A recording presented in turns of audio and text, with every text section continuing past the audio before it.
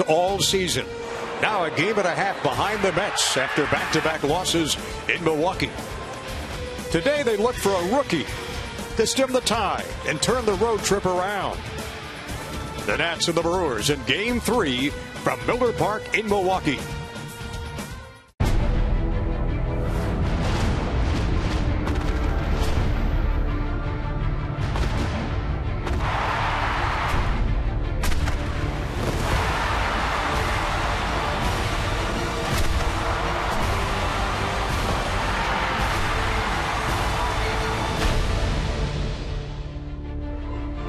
After a couple of days with no sunshine in Milwaukee, they've had a little bit of the sun breaking through today. Time to come out to the ballpark, little tailgating, wear that Bryce Harper uniform, come to watch the Nationals snap a little slide that they've had recently, get the first win of a 4-game series against the Brewers. Johnny Holiday and FP Santangelo. Welcome, everybody, to our Nets broadcast today in Milwaukee at Miller Park. It's been tough sledding for the ball club the last couple of days, and where would this club be without the swinging of Bryce Harper? 21 home runs now, 49 driven in. Arguably the best player in the National League. He's been on fire, and he's been pretty much the offense when you talk about how they've been scuffling lately. Has 2 runs scored and 2 RBI last night. That's the 8th game this year he's done that. Multiple runs scored, multiple RBI. That's the most in the major league. So he's been absolutely on a tear his last 12 games. A .350 average, .469 on base percentage, 9 walks, and a .778 slugging percentage. And look at the percentage of 250 RBIs for the ball club. Bryce has got 49 of them. 65 home runs he's driven. He's got 21 of those. And he's been incredible, leading the major leagues in a couple of categories. Milwaukee's playing well, though, aren't they, FP? They come in with, they've won 2 in a row. They've won 4 of their last 6 games. Played real well. Quite frankly, they've had more energy than the Nationals, and they've played very well. And when you're the Washington Nationals and you're picked to win the World Series, you're going to get this from people. So you have to be ready on a nightly basis to play your best game. The Brewers have been on fire. Scooter Gennett making diving plays. Aramis Ramirez doubles all over the place. They've been playing harder for the Nats. The Nats had a closed-door team meeting today. Look for a better effort from them, because that's one thing you can control. We can talk about the injuries all you want, but come out and play hard every single day. Play with energy every day. The Brewers have done it the first 2 games, and quite frankly, the Nats haven't. They've scored 14 games in this 2 games. Milwaukee has. Ramirez has driven in 6 of the 14 runs. How do you stop him today? Well, I think you pitch him in. I mean, Joe Ross has the good sinker. They'll probably try to jam him in. Or maybe you just avoid him. But Adam Lynn's been hitting the ball well. Scooter Gennett's been nice at the bottom of the lineup. But hopefully we get to talk about some Nats hitting besides Bryce Harper today. And we'll talk some good things about Joe Ross, the young guy from California out of Bishop O'Dowd High School. Gets his 2nd major league start today here in Milwaukee against the Brewers. Made his debut last Saturday against the Cubs. Had a pretty good outing, too. We've got more coming up in just a minute.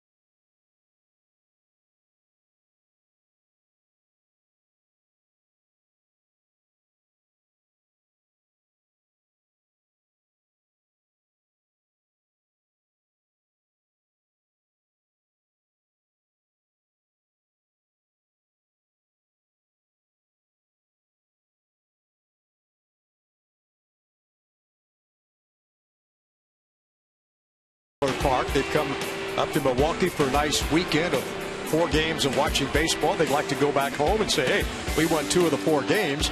Nationals 3-11 over the last 14 games. Those 3 wins, one against the Blue Jays. Zimmerman got that one. Tanner Roark beat the Cubs, and Blake Trinan came in and got a win in relief against the Yankees. The previous 14, they'd been 10-4. So 3-11 the last 14 games. Milwaukee, on their hand, just going the other way. The last 12 games, they are 8-4 after being 3-9 in the previous 12 ball games. And the Nationals have used 23 different pitchers. Last night, the 23rd since 2011, 24 pitchers. Incredible. Young Joe Ross goes today for the Nats. Fastball in his first start against the Cubs, 22% sliders and 19% changeup. The young guy just turned 23 years of age a couple of weeks ago. Well, the stat I like the best is 4 strikeouts and no walks in his 91-pitch Major League debut. Went right after the Cubs, a very good offensive team. It's going to be important for him to throw strikes here today, but I think just as important to a very aggressive Brewers offense that he throws balls when he wants to as well. And Jimmy Nelson for the Brewers. This guy's a stuff guy. Big fastball, 6'6". His fastball averages 94 miles an hour. Slider's his best secondary pitch. He has a knuckle curve, so last time out was a good one for him. 2-0 win against Pittsburgh. So Jimmy Nelson is 3-6, and Joe Ross is 0-1. His second Major League start for Joe Ross. Nationals feel they're ready for this with Matt Lucroy. There's Gio Gonzalez showing off some of his high school basketball moves. We got the first pitch and the starting lineups coming up in a moment.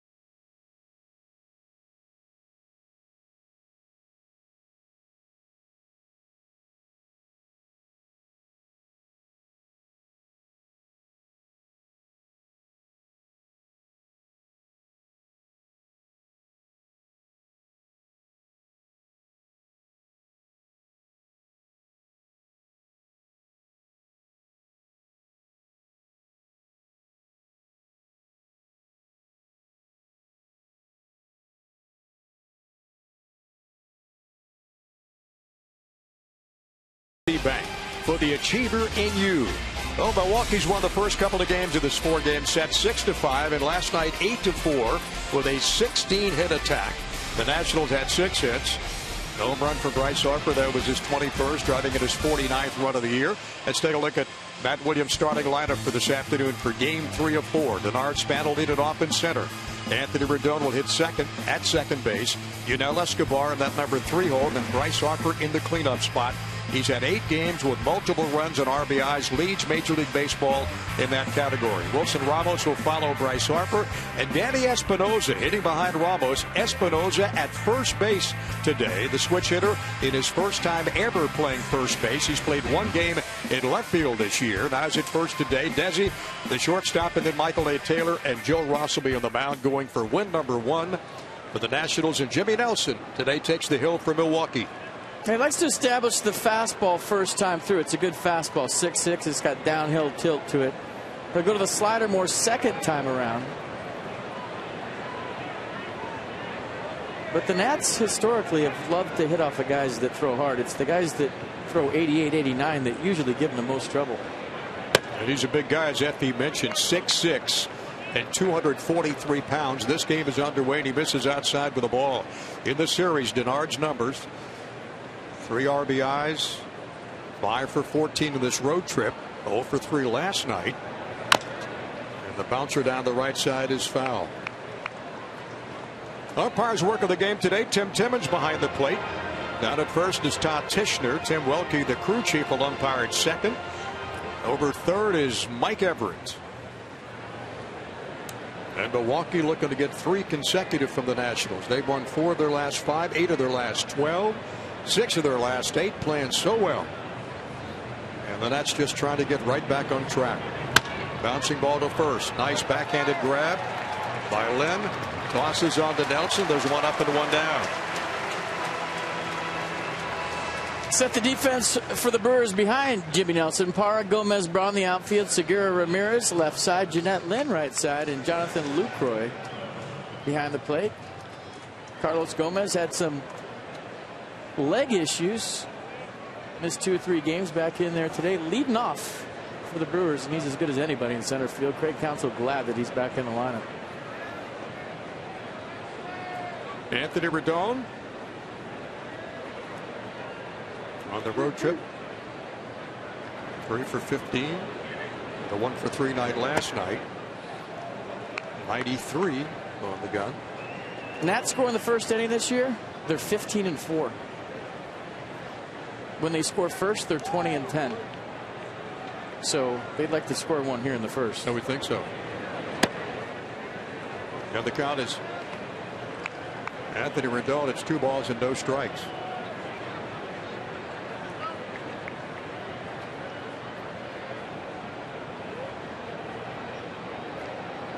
And Nelson delivers. Line drive to left field. Base hit for Rendon. Well, Anthony gets something started hopefully here in the top of the first.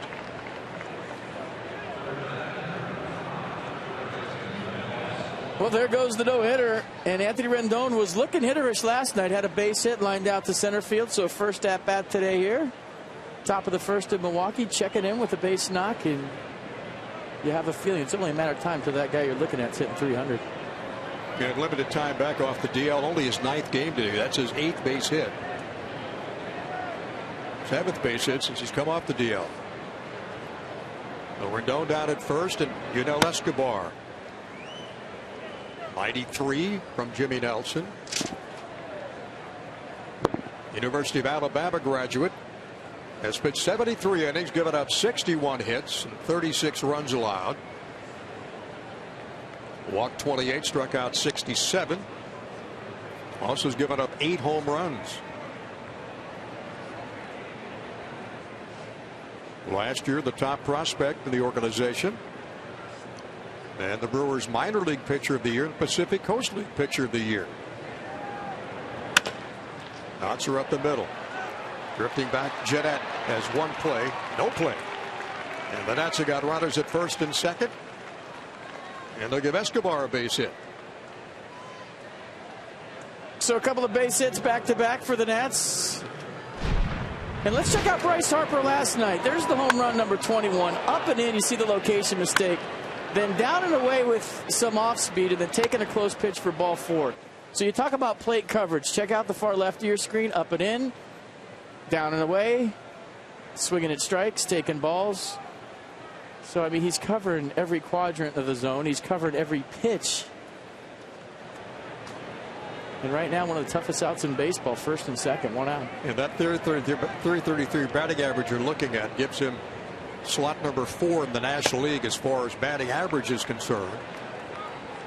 And leads the senior circuit in runs scored. Stanton got a home run. He's 22 in the books now, and Harper's got 21. He trails Giancarlo Stanton by 1. 51 walks. And a 1 ball, no strike count to Bryce Harper. Rendon. And he softly lays it out to left field. Rounding third is Rendon, and he will score. The Nationals take a 1-0 lead. For the Nats score in the first inning, they're 15-4. And Bryce Harper just put him ahead with a line drive. And we just showed you that, didn't we? On the plate coverage by Bryce Harper. So something off speed there, and he stays on it. Flips it over Gene Segura's head. Good read by Anthony Rendon at second base. He knew that was going to drop for a single, and 1-0 Nationals. Bryce Harper is definitely driving this car. There's no doubt about it. 50 RBIs for the season for Bryce Harper now. In what, game number 62? The Nats have a 1-0 lead and 3 hits already in the first inning off Jimmy Nelson, who pitched so well his last start against Pittsburgh. He got a 2-0 win, no runs, and 4 hits in 6 innings.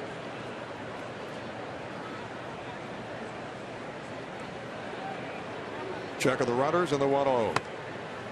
Inside for ball 2. All right, for a young pitcher and Joe Ross in only his second major league start, what an advantage for him to maybe relax a little bit and take the mound with a lead. Hopefully, for his sake, it's more than one. At the hotel this morning, FP, he looked awfully relaxed.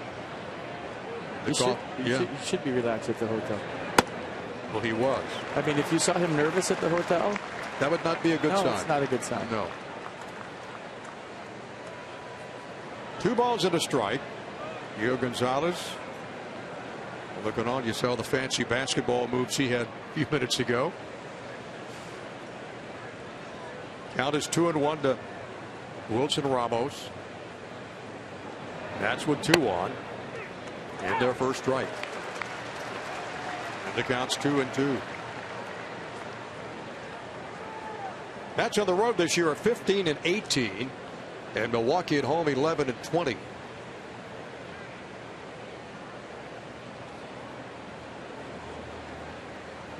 They wrap up this Milwaukee stay tomorrow, then off to Tampa Bay.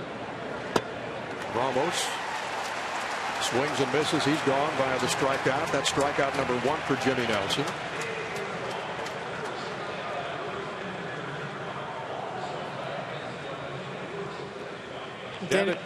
Danny Espinosa, games by position this year. 44 at second, 9 at third, 2 at short, 1 at left. And today, Matt Williams put him at first base.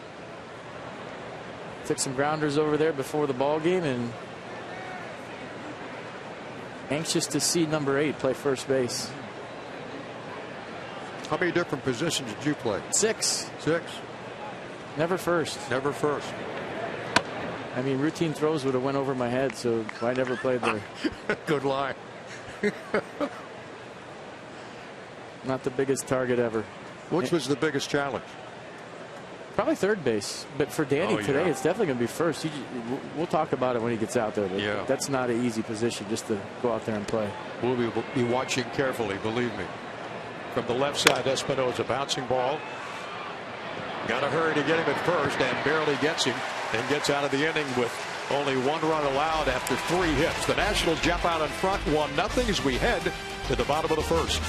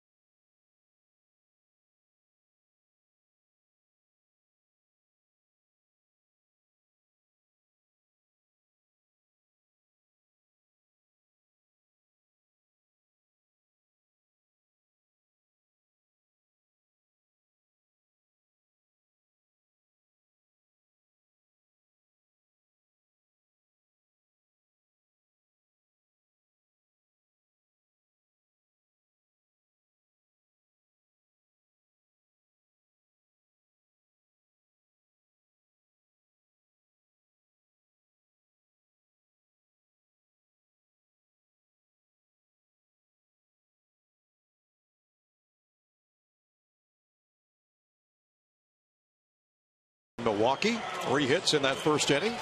And the Nets get that run. And here's Milwaukee's starting lineup for this afternoon. Carlos Gomez in center field will lead it off. Then Jonathan LaCroix hit second. Ryan Braun in right field hitting third today. That Adam Lynn, followed by Ramos Ramirez, Gerardo Parra, Gene Segura.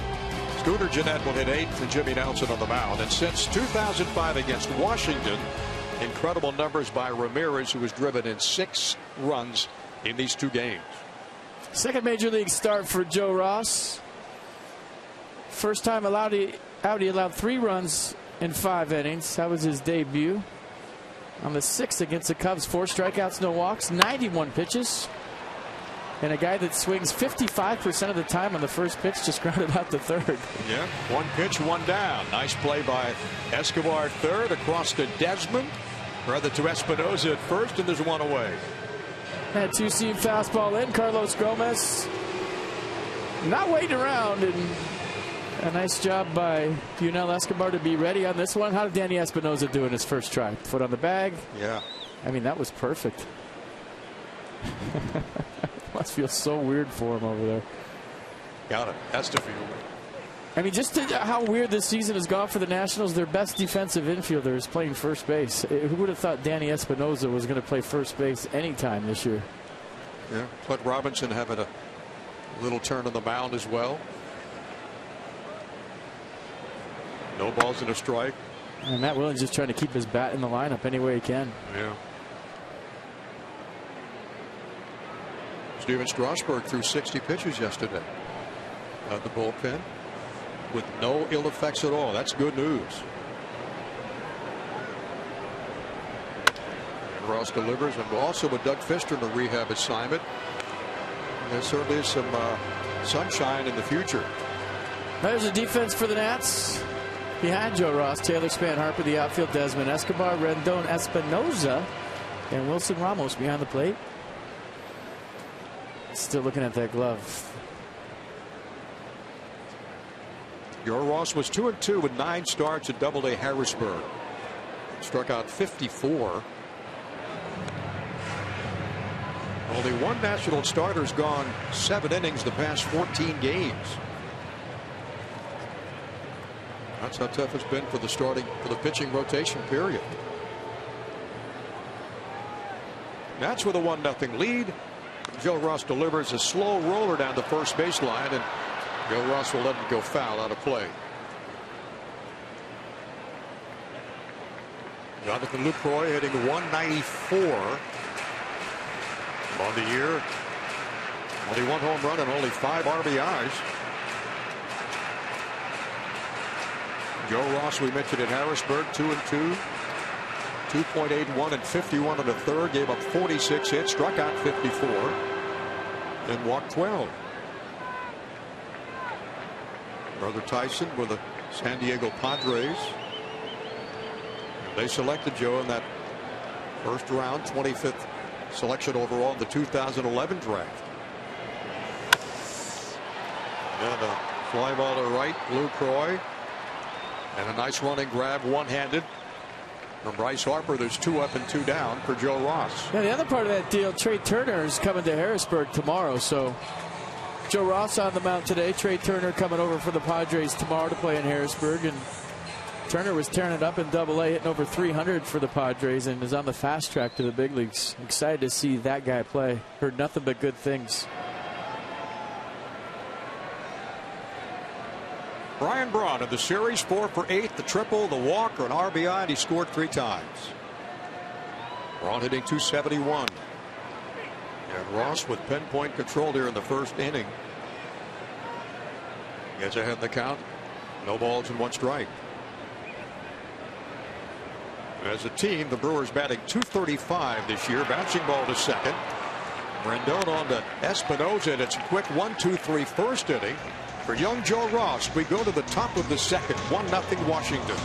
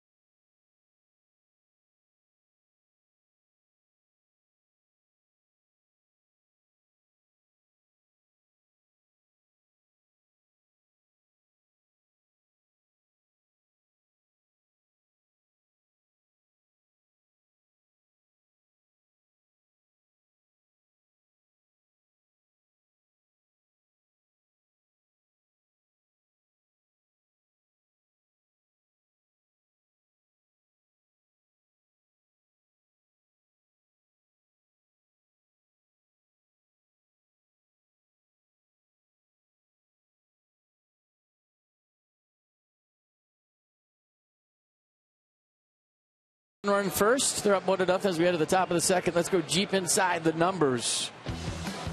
Peaks and valleys. Check out the first 20 games, 7-13. Next 20, bueno. Last 21, no bueno. And you see the difference. Runs per game in the middle, 6.7 runs in that 16-4 streak. And the average with runners in scoring position, 332. There was some clutch hitting in those 20 games. And it's been a roller coaster season for a lot of ball clubs. The Nats, in a word, streaky.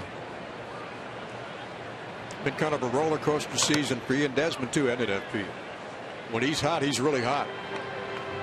Desi trying to get back on track after a tough night last night. Went 0 for 4. 1 for 5 in the series. 1 for 13 in this road trip. That's given Joe Ross a quick 1-0 lead. We're in the top of the second. Desmond will be followed by Michael A. Taylor, then Joe Ross. Well, he likes the Brewers. He sure does.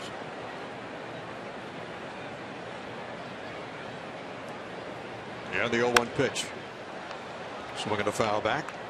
And that's what he's done more in this cold streak that he's going through. He's been getting his pitch and fouling off. There's nothing more frustrating for a hitter than when you get your pitch and don't put it into play. I mean, that's the one that gets you thinking in the middle of an at-bat more than anything. Yeah, you get fooled on a pitch, whatever, but when you get your cookie and you foul it off, now you're in your own head big time at the plate. That's a pitch I'm used to drilling in a gap or hitting hard somewhere. And when you don't do it, the wheels start turning. And I've seen him do that a lot recently, where you're thinking, my at-bat should be over. I should either be staying on second base or back in the dugout. Why am I still standing here at the plate? And you may not get that pitch back again in that sequence at the plate. Right. No, Jimmy Nelson does the 0-2, strikes him out. Desmond down on strikeouts. Michael A. Taylor with a .221 batting average steps to the plate. You can join the Nats in Pittsburgh and Miami as they play the Pirates and the Marlins. They're going to play the Marlins in Pittsburgh and the Pirates in Miami. And the Nationals destination travel package. It's going to be fun. Your Nationals destination package includes game tickets, hotel accommodations, and VIP ballpark tour and more. So come see the Marlins in Pittsburgh. Like that town too, don't you? I do. Good town, good city. Bouncer down the third baseline. Ramirez a nice grab on the first. The land, and there's 2 up and 2 down. Nice play by Ramirez down at third. And Joe Ross comes up for the first time. He had 1 at bat against the Cubs. I think Michael Taylor thought that this ball was going to be foul because he stood at home plate for a second before he ran. A little hesitation right there. It might have been safe if he would have just put his head down. Thought it was going to go foul. And probably kicking himself right now in the dugout because he might have had an infield single. And Michael, one of the fastest kids in the team. He can never be an umpire in this game. No. Just run and let him make the call. At Williams Ball Club, 31-30. Winners of 15, losers of 18 on the road. And a line drive to right on to make the catch. Nice play by Brian Braun. It's a 1-2-3 for Jimmy Nelson. We head to the bottom of the second, 1-0 Nats.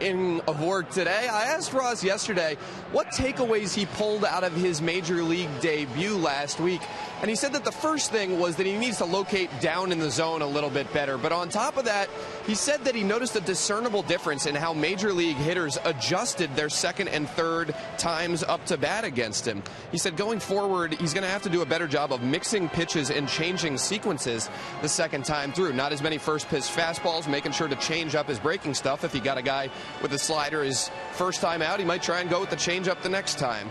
Another thing I asked him is how much he relies on Wilson Ramos when it comes to pitch calling. He said, I trust Wilson. He knows these hitters obviously better than I do. I'll go with what he calls the vast majority of the time. But maybe later in the start, if I've got a really good feel for a particular pitch and have confidence in it, I'll shake off a little bit. He's not afraid to do that, guys. Okay, Dan, thank you very much. Joe Ross, a lot of composure for a young guy that just turned 22 back on May 21st. That's your Coons.com sideline report. When you're talking cars, you're talking Coons. And we talked about that a lot in his major league debut, the second time around the order against the Cubs, and they did make some adjustments. He just kind of rolled through the first time in the order, didn't he? When you talk to young pitchers at the major league level, on top of what Dan just said, they're always astounded by big league hitters fouling off tough pitches. Adam Lind with a base hit opposite field into left field. So Lind is on. That's the first runner, base runner, first hit for the Brewers today. When you make a good pitch in the minor leagues, you're going to see guys swing through them. You make a nasty pitch at the major league level against the best hitters in baseball, they'll foul them off with 2 strikes. And you're thinking to yourself, well, that never happened in the minors. I'd make that pitch and the guy would miss it or ground out on it. Now guys are flipping them into the stands with 2 strikes left and right to get to another pitch. And to what Dan said about the adjustments, yeah, you got to mix it up second, third time around, and maybe even save a pitch or 2 for the next time around the order. Don't show them it the first time. Swinging a long drive to left field from Ramirez, drifting back to Span and back of the warning track, and he makes the catch up against the wall. Ramirez just didn't get all of that one. Almost did, though. And a nice running grab by Tillard Span in deep left center field.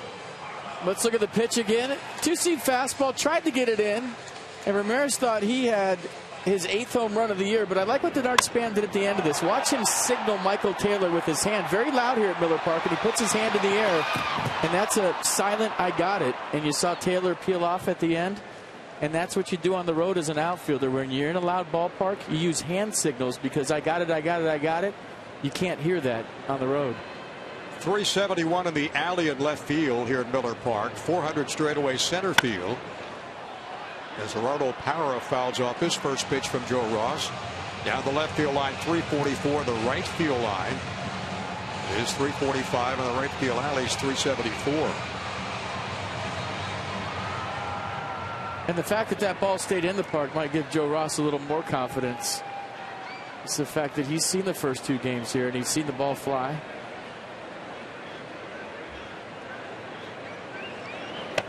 Swing and a miss. And I think the panels are open right at this level right here. And that might have held the ball in the park. Those were closed the first 2 games. And I thought when Ramirez hit it, it was gone. I did too. 5 for 8 in the series for Parra. Got a home run.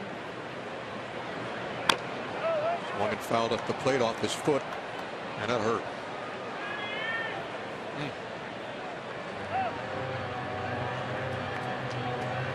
This home run came off Tanner Roark. Pretty good draft in 2011. Notable pitchers: Garrett Cole, number 1. Jose Fernandez on his way back from Tommy John surgery. Sonny Gray with the A's, and the guy on the mound for the Nats today, Joe Ross. Acquired from San Diego in that Steven Souza trade, and then Trey Turner, the player to be named later, and Gerardo Parra is still limping around. I think it got him above that shin guard, maybe even in the knee. Let's check it out again one more time. Slider from Joe Ross, chasing him. Yeah, right off his right knee. And he hit it well. Yes, he did. Ouch. He'll stay in there, though. Right back in the batter's box. The 0-2 count from Joe Ross.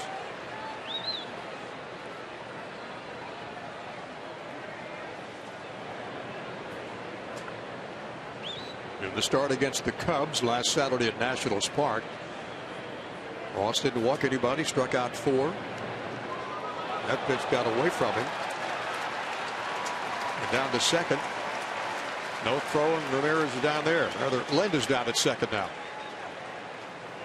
Just spiked that slider, hung on way too long. There was nothing Wilson Ramos could do about that. And I think that got him in the left bicep. Let's see where it gets Ramos.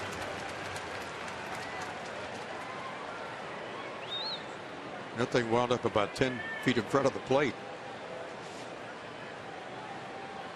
Just a hair low. It could have gone either way. Good take. So by the time Ramos got to the ball, Lynn was down at second base. Ross with a check of the runner, the 1-2 pitch on the way.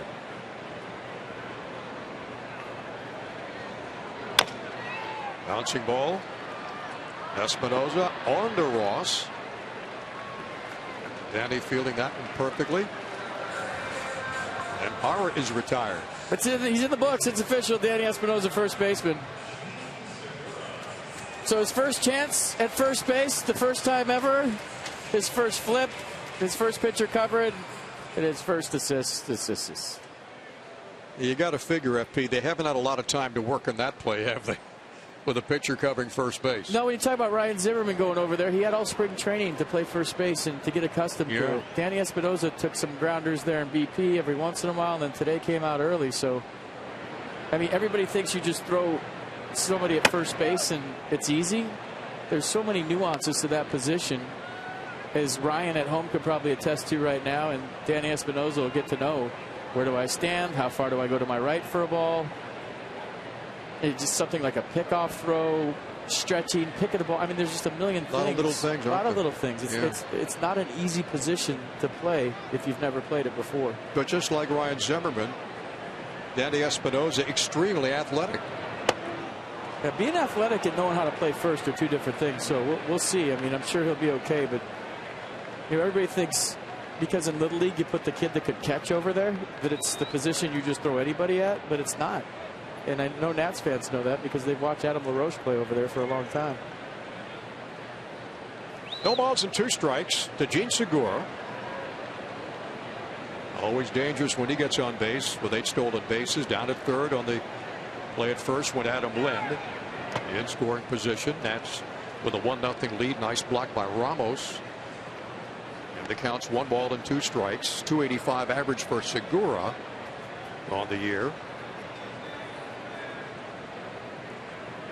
Especially tough with 2 outs and a runner in scored position in .444.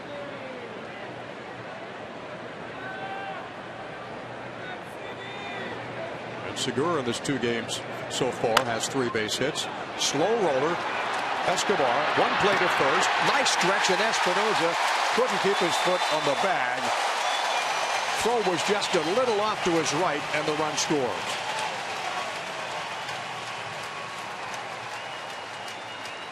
So Segura early in the at-bat tried a bunt. Late in the at-bat he gets, in essence, a swinging bunt. And Espinosa did have his foot on the base. Segura just beat it out to the base. Throw takes him up the line. And he barely beat that throw. Oh, I don't know. Or did he? Well, he hit the middle of the bag, and that's the difference. If he hits the front, he's really safe. And because his foot landed in the middle of the base, and you saw the slippage, it made it closer than it probably should have been. Well, Joe Ross is already in the mound, so yeah, I don't think there's enough to overturn that. Well, the Brewers have tied things up. The throw back to Segura at first base. He gets back safely. And with Jimmy Nelson, Scooter Gennett up for the first time. Then Jimmy Nelson will follow.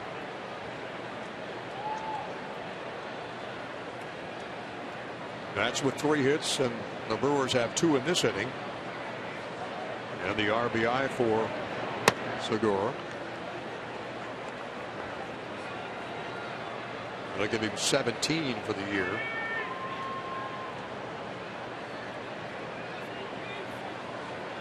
Wait to see Zach Kozar did the same thing at first. He was lunging to beat out a throw. He slipped on the bag, and now he's out for the season. And sometimes those bags early in the game are still wet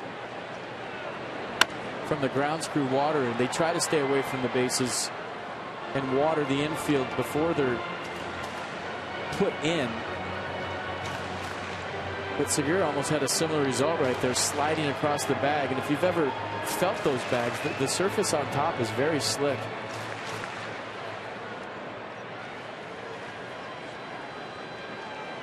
Yeah, it's a twisted ankle about to happen, huh? Throw over right here. Let's see how Espinosa handles it.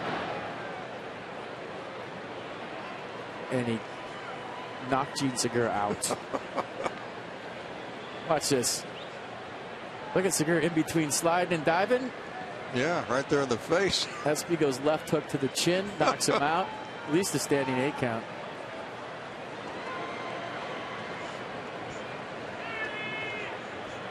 Segura saying, hey man, can you tag me a little bit lower than my face? Well, if he would have slid, that wouldn't happen. The 1-1 from Joe Ross. In their first strike, 1 ball and 2 strikes. A run in, Segura at first. Mercedes-Benz on the pitch track, 2-seam fastball. Good frame by Wilson Ramos to get the call. And if Tim Timmons is going to stay out there, so is Joe Ross. Joe Ross 6'3", 185. Here's the pitch. Swing and foul back. The slider down and into lefties from Ross so far has been good in the sense that it looks like they're not picking it up. You remember Gerardo Parra fouled one off his knee, and Scooter Gennett swung at a ball that looked like it might have hit him right there.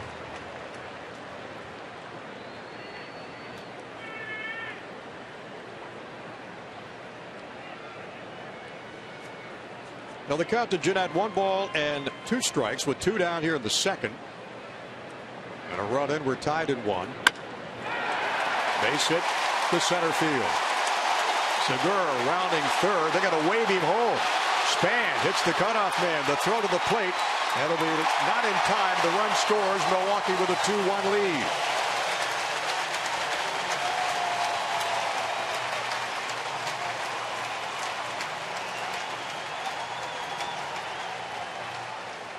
Yeah, Scooter Gennett locked in. We told you about how he was hitting in AAA. Had 3 hits the day before he was called up. So he's been back in the big league since the first game of this series. And he goes shopping in the gap. That scores Gene Segura, who had the swinging bunt with 2 strikes all the way from first. 2-1 Brewers. Gennett has pretty much done everything in this series. Defense, offense, everything. 4 for 9 in these first 2 games against the Nationals after being called up on Thursday. Well, Milwaukee takes a 2-1 lead as Segura scores all the way from first base, and Wilson Ramos will go out and have a couple of words with Joe Ross.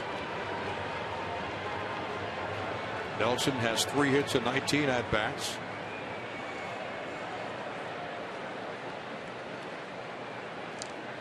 And the Brewers have 3 hits in the inning.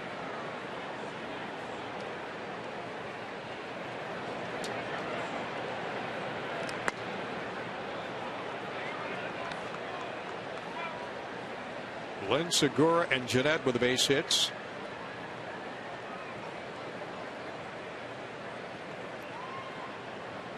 And Joe Ross facing Jimmy Nelson. You know what I wonder why managers don't do more often is instead of using a challenge early, just go out and argue like the old days. I prefer that, don't you? Well, just send a message. Yeah. If you're thinking to yourself, okay, I want to save my challenge for later in the game. You never see any manager do this. Go out and argue a call, like way back in the old days, like 2 years ago. In basketball, maybe you get a call down the road in the game just for going out. Exactly and right. But because of replay and the challenge system, you never see any manager, unless it's a ball strike call, go argue any play ever. Because like players, you see them slide and they put their finger up in the air. Yeah. Challenge, I would say. Nobody argues anymore. It's just not It's like nobody runs over a catcher anymore. It's not part of the game. Seen Mark Turgeon do that in Maryland many times, going out to challenge an official, and sooner or later you're going to get a call. If you do it the right way, If you do it the right way, exactly. Nelson is gone. Joe Ross works out of a jam, but not before Milwaukee takes a 2-1 lead. As we go to the top of the third, the freight rail works due up as you look at the Nationals. It'll be Denard Span leading things off. He'll be followed by Anthony Rendon and Yunel Escobar.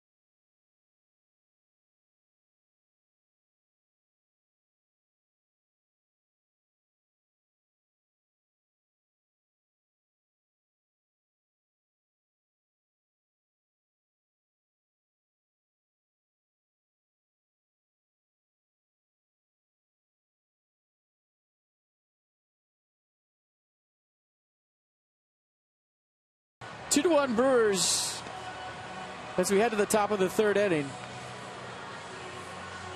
Come out to Nats Park on Thursdays, Fridays, and Saturdays this season for Miller Lite Party Night. Get a game ticket plus a drink while enjoying live music before the game. Go to nationals.com/party for the special offer.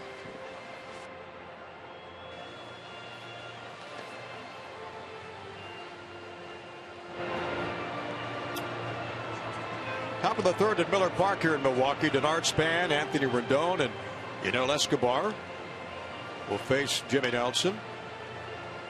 Rendon and Escobar base hits in the first inning, their first time up.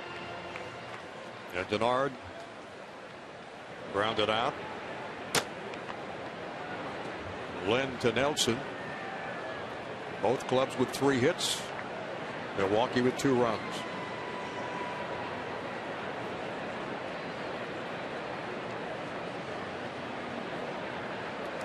Spans it safely in 6 of his last 8 games.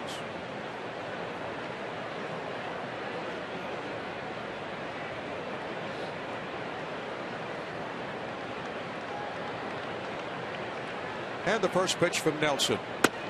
And their first strike. 94.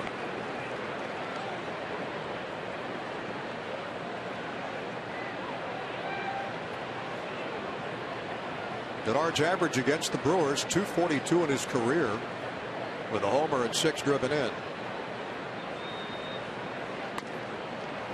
That pitch is high. Sitting his leg, tell himself to stay back. Never see a guy hitting their front leg like that. Even on a take, you do a lot of work as a hitter. And he felt like he was jumping out there. Yeah. Bouncing ball again to Jeanette at second. On to Adam Lynn. And Span retired.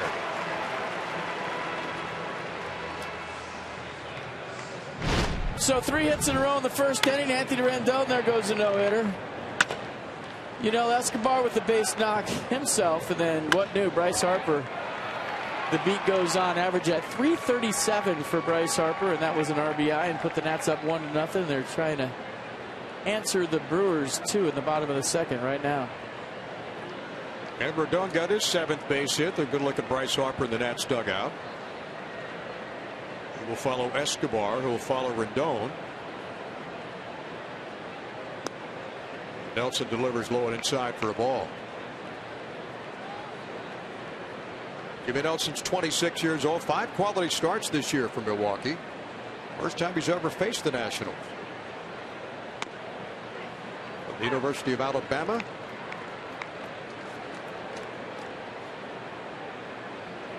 One ball, one strike, and one down.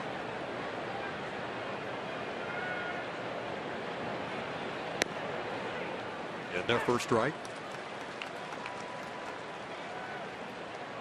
Now that's a pitch that Jimmy Nelson didn't have early in the season. His slider was just spinning up there. He went to a knuckle curveball, and it got his release more out in front and actually helped his slider. And we said that he'll use the fastball first time around, go to the slider second time around. You're seeing it more here to Anthony Rendon.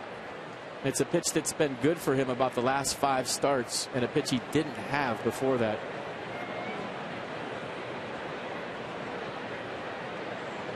You talk about the last 5 starts, FP. Bouncer foul down the third baseline. Milwaukee starters have had 5 consecutive quality starts. They've won 3 of those 5 games, 3-1 with a 1.95 ERA.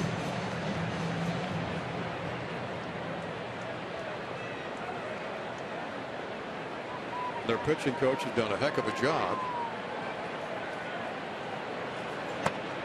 Bert Krampus.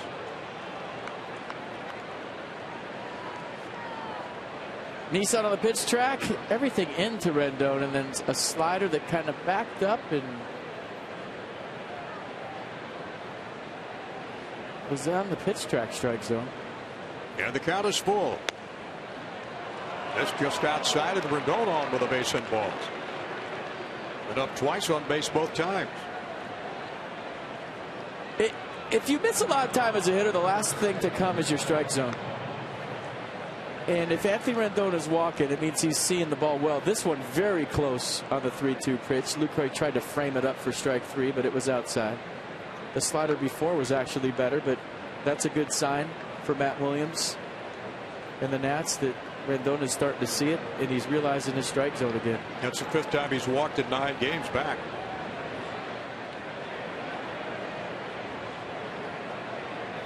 Escobar with a single up the middle, his first time up. Fastball up and high from Jimmy Nelson. Escobar, .321 batting average. And this month of June so far, hitting a nifty .364. Nelson will keep Rendon close at first.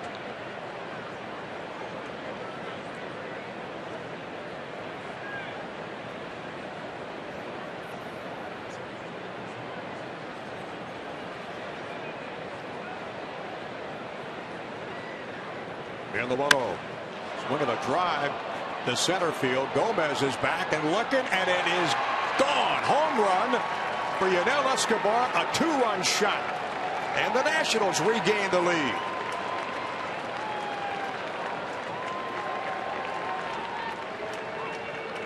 I would say he got all of that one, didn't he? It's almost like he predetermines what he's going to do in an at-bat. Am I going to hit behind the runner? Am I going to pull the baseball? And he was in pull mode all the way right there. 3rd home run of the year. Nice answer by the Nats. And they take the lead 3-2 on the 3rd home run of the year by Yunel Escobar. A bolt to left center field. That one didn't get very high. Had tons of backspin and was out of here to second. Number 3 RBIs, number 16 and 17 for Yunel Escobar. Good at bat by Anthony Rendon getting on. And Yunel Escobar cleaning everything up with a 2-run tater. And the 9th time that Jimmy Nelson's given up a home run this season. Seems like you get him in the stretch, you got a chance.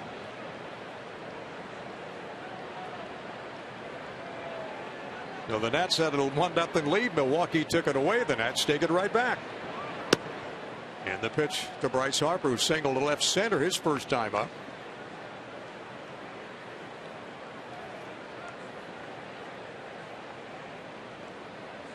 Bryce at RBIs coming in the ballgame. He has 59 on the year, trailing Giancarlo Stanton by 5, who leads the National League in that category.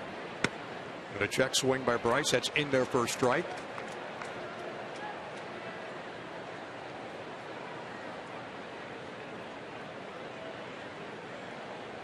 FP, as you look ahead to the All-Star game coming up in July in Cincinnati, this guy, you talk about a lock for the All-Star game, it's got to be Bryce Harper. Absolutely. Let's see the home run one more time. Yudel Escobar. Foot down early, catch it out front in pull mode. And I think he knew as soon as he got it that it had a chance. And I think the reason it carried so much is the panels are open, but where this goes is behind the scoreboard. And it kind of keeps the wind out of it. There's a breeze blowing in, and you saw it hold up Aramis Ramirez's ball. It didn't hold that one up. Harper bloops one into center field. And he is 2 for 2 in the ball game. The walk to Rendon, a 2-run homer by Escobar, and Bryce Harper with a base hit. And there's only one down here in the 3rd inning for the Nationals.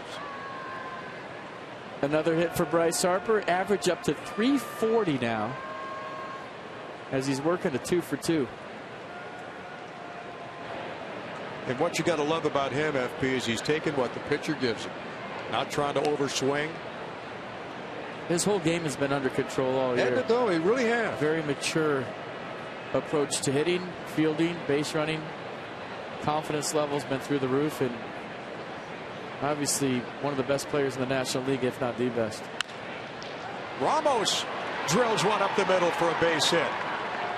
And Nelson having all kind of problems now on the mound for Milwaukee's the Nationals with 2 on and 1 down.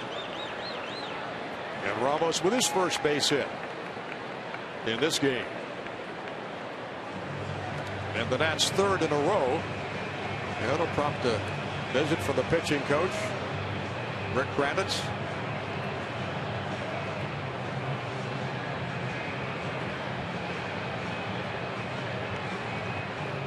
And FP, back to Bryce for a moment. You know, a lot of guys at his age don't get it. He gets it. Well, yeah, I mean, a lot of guys his age aren't in their 4th year in the major leagues, too, and we're 19-year-old rookies and having to learn at the highest level under the biggest spotlight. It's going to take a second. And he's still only 22, but it's all coming together. And I think that's an understatement. Is it earlier than you expected at 22? Hard to say.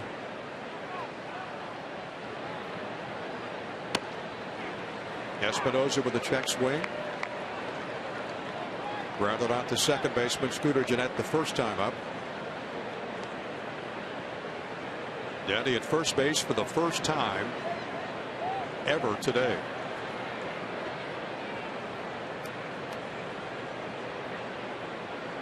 And the switch hitter against Elson from the left side.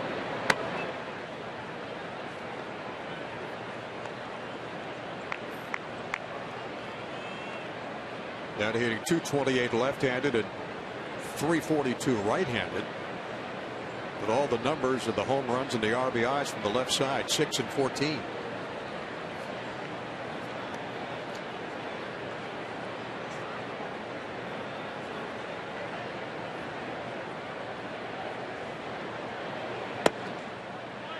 Boy, good take. Johnny Holiday along with FP Santangelo. Bob Carpenter back with the ball club Monday night in Tampa Bay. And we're in Milwaukee at Miller Park. 3rd of 4 against the Brewers. Ramos is down at first. Harper at second. Danny Espinosa at the plate with a 2-1 count. Great to have you with us today on Masson watching this ball game. A high fly ball to left field over is Para. Near the line, grabs it. And there's 2 down. Nationals with 2 runs in here in the 3rd inning. And that'll bring up Ian Desmond. Dan's texted me that you didn't mention him.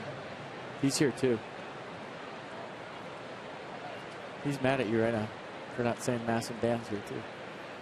Okay. Look, he's waving down there. Well, let me just read. I just want to read the last part of that text. No, there's some profanity.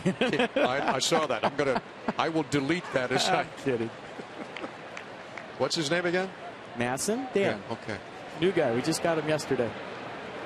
Yeah, spent some time. You know, get together with you and Dan and everybody else in this crew for a couple of days. You don't see you guys that often. And sitting in the lobby last night with Dan after the ball game, having Dan the Man. And seeing him with all the fans swarming all over him, very nice, very touching moment. There he is. Very touching moment. There he is, Johnny. Yeah, It's Mass again. Yeah. Good tie today, by the way. I like it. Yeah, next time get something that matches, Dan. That's good. But it is a good time. No question about that. No balls, 2 strikes to Ian Desmond. Struck out swinging. In his first at-bat, fouls it back. Boy, he is searching right now, big time. He struck out 4 times last night, his first time up today. And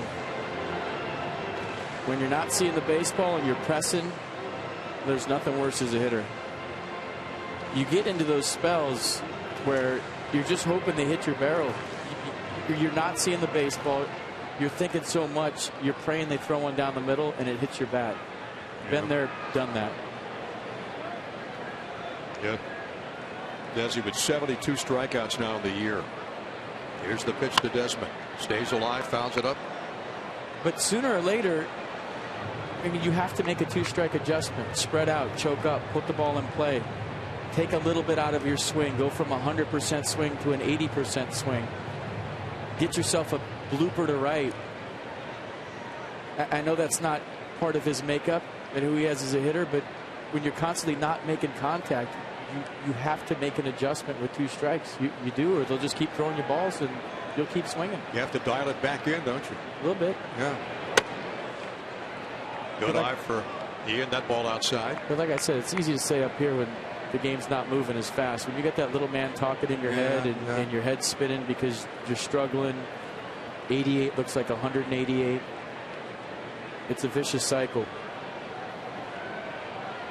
And FP, you're doing it night after night, day after day, at the highest level in professional sports, Major League Baseball. And when Ian Desmond's at his very best, he does take a little out of his swing with 2 strikes and try to go the other way. And those last couple of swings are under control.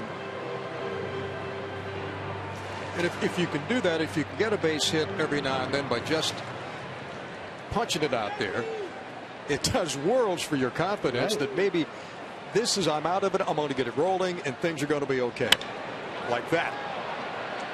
Unfortunately, Carlos Gomez is out there and calls it in for out number 3. Yunel Escobar with a 2-run jack here in the 3rd inning. Drives in a couple. The Nationals take a lead over Milwaukee as we go to the bottom of the 3rd.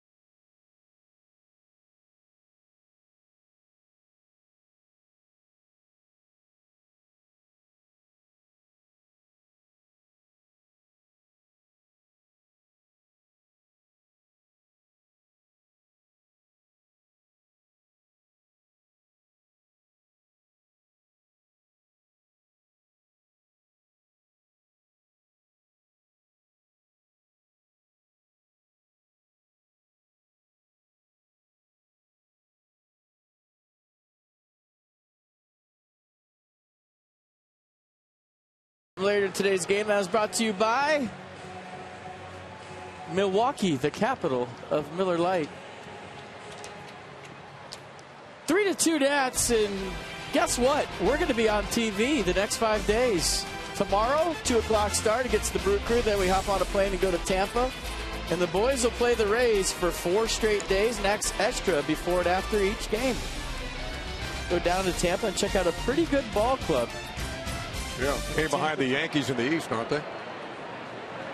They're one game back, 33-29, and Max Scherzer is going to be part of the Open tomorrow. Before we go on the air, I had a chance to sit down and talk to him, and we'll show you tomorrow, and then we'll act like it was taped tomorrow. Yeah. Good look at Max. You talk about a great addition to this organization. What's Max Scherzer? I mean, he's everything that's great about a long-term deal. You see so many guys when they sign a big deal go the other way. They don't talk to the media. They turn into introverts. They underperform. He's the exact opposite. He's working harder with the contract. He's performing. He's making the deal look great. He's very friendly with the media. He's never satisfied with any part of his game, whether it's base running, hitting, or pitching. Like he's the poster child for a long-term deal and why you sign guys to long-term deals. I know it's very early in it, but this far. And I sat down with him, and it was a 3 or 4 minute interview. And I wish it could have been a half-hour interview. Yeah, I had so many questions, and it was so hard to just narrow them down to 3 or 4. But he gave some great answers, and we'll show it to you tomorrow. It was a pleasure to sit down with him. He's a true professional in everything he does. Yeah. Involved a lot of civic activities, charity events, things like that.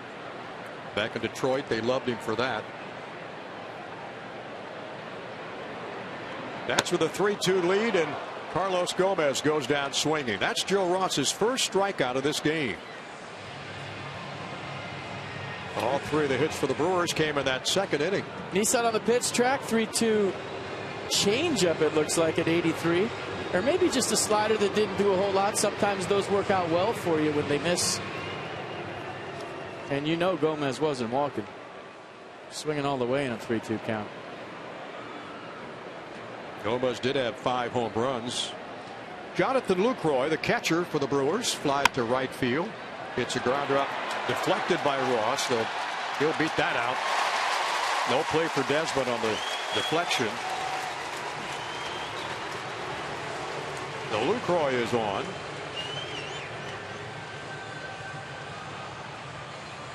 Just kind of fooled him a little bit, and he got just enough of it to slow it down so Lucroy could beat it out. Might have been up the middle if he doesn't touch it. Good hustle by Desmond, and he was better off not throwing it because Lucroy can run. So the Brewers, Brian Braun will step in. Grounded out to Rendon at second, his first time up. In that top 10 in the National League with runners in scoring position. He hits .381, swings at the first pitch from Joe Ross. It's foul way up in the seats down the right field line.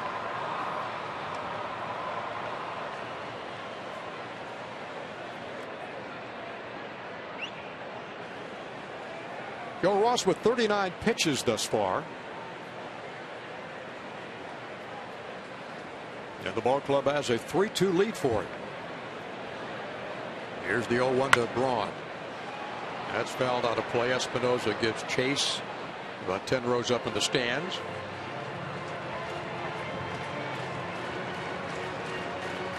And quickly, young 22-year-old Joe Ross ahead in the count to Ryan Braun. No balls, 2 strikes. And while I'm thinking about it, congratulations to my former skipper Felipe Alou, who's been inducted into the Canadian Baseball Hall of Fame today. And it's well deserved, and Cooperstown is next. One of the biggest influences, not in my baseball life, but in my life, period. And part of the Alou family, what they have. Felipe, Matty, and Jesus. Sure. Felipe was the first ever Dominican player in the big leagues and the first ever Dominican manager in the big leagues. And taught me everything I know about baseball and maybe even more about life. No balls, 2 strikes to Braun. There's one away with Lucroy down at first base. And the pitch, that's lined down the right field line, and it is foul. And for those that maybe are new to the broadcast, that's why I say there goes the no-hitter every day. It's a tribute to Felipe Alou, who used to say it every day on the bench when his ball club got the first hit. He would turn to everybody, say, there goes the no-hitter. We would laugh about it, but it's my little tribute to a guy that means a lot. Was he a player's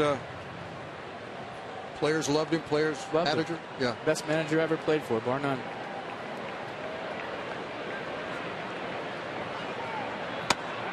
Nice breaking ball. Call strike 3. Strikeout number 2 for Joe Ross.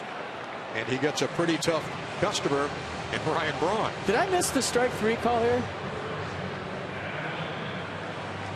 Kind of delayed, but Ryan Braun knew it. Good slider from Joe Ross. Good frame by Wilson Ramos.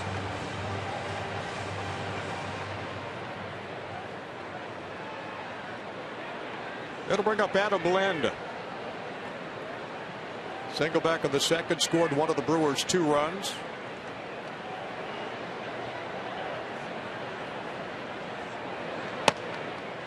And Ross delivers outside for ball 1. 92. 3-6-0 for Washington. 2-4-0 for Milwaukee. Ross with a check of the runner at first. That's LaCroix. His pitch is high and outside. 93 fastball. 44 pitches for Joe Ross.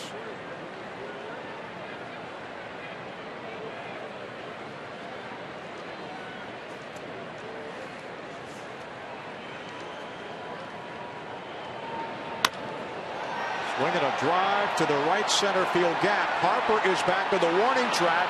Got a beat on it and holds it in for the out. Brewers are saying close the windows. We'd have 2 jacks. Windows are open. Ball not carrying. Nationals with a 1-run lead.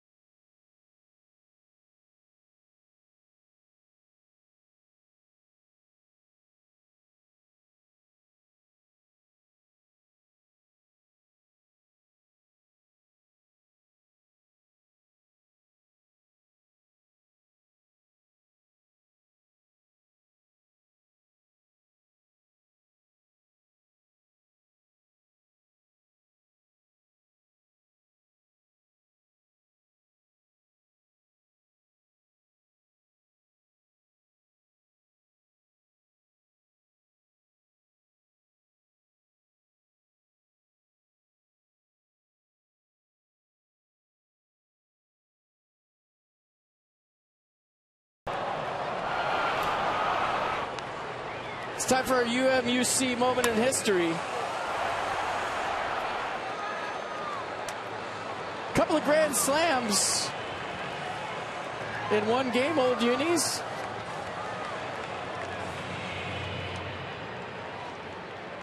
That's a day that Josh Willingham will never forget, FP. Against Milwaukee, he had the game of his life. Tied a franchise record. Nats won that game 14-6 against the Brewers.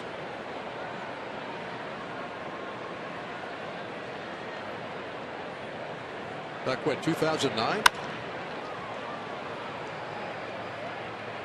Michael A. Taylor fly ball to right field, and Braun will haul it in. And there's one down. Joe Ross up for the second time. He flew out to Braun in his first at-bat. And on deck, Denard Span. Nats with a 3-2 lead. We're in the top of the 4th. Joe Ross hit a bullet his first time up to right. He sure did. Tracer. A nice swing right there by Michael Taylor. Breaking ball in there for a strike at 83.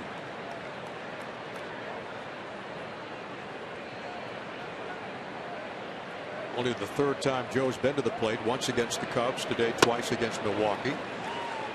He Falls behind in the count quickly, 0-2. I'll tell you what, Dan had that report on the best hitting pitchers for the Nats, and everybody anonymously voted for George Zimmerman. Joe Ross got a good swing. He wasn't available for the poll when it was taken, but if this kid sticks around, he can hit. That's a good approach and a very fluid swing. Played a little basketball down in high school out in Oakland, California. Bishop O'Dowd. There's Jordan.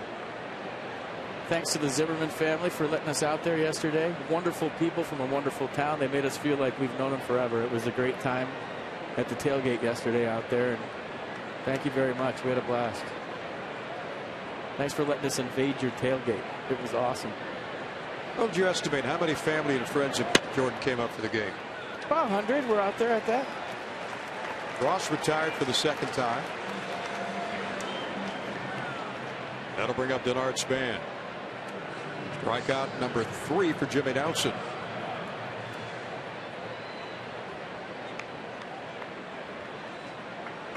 Couple of ground outs his first 2 times at bat for Span, hitting just under 300.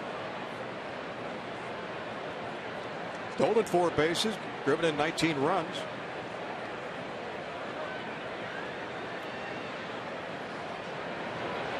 Squares up the bunt and takes the strike.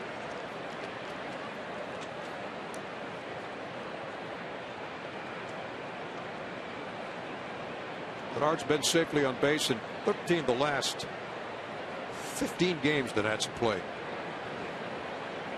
You talk about consistency, 35 over the 41 games this season. Bouncer right back to Jimmy Nelson, bobbled it. Easy play at first base. The Nats are retired.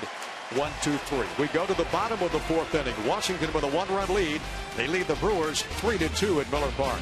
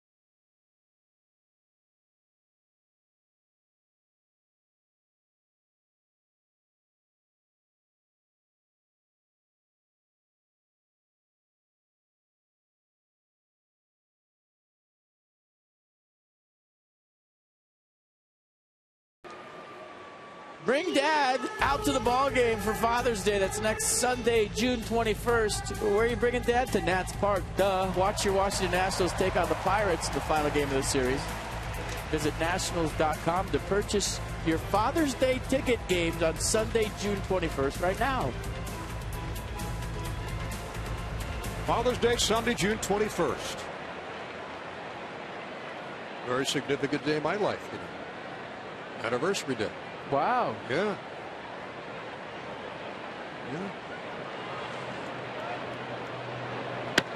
Ross will face Ramirez, Hara, and Gene Segura in the Brewers' 4th. Ramirez flew out in the 2nd. Bouncing ball to short. Desmond's got this on to Espinoza at first. And there's one down on a 6-3.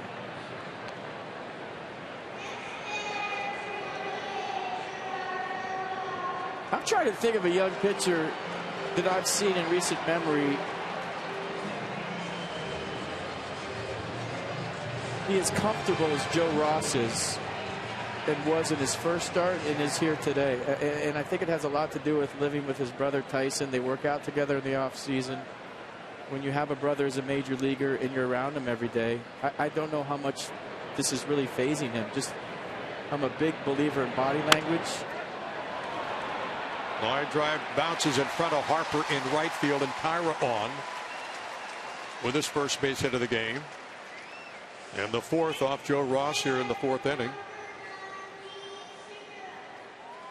And it's the one thing you look for in a player in spring training when they're young and when they get called up for their first time is how do they act?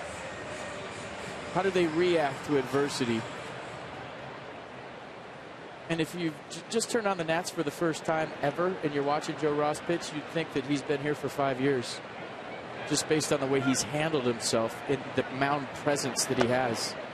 And obviously, FP, they're mighty close because his brother was on hand to watch him make his major league debut. And I'm guessing that Joe looked up to his brother when he was a kid. There was a few years difference in their ages, but that's going to be a major influence on him.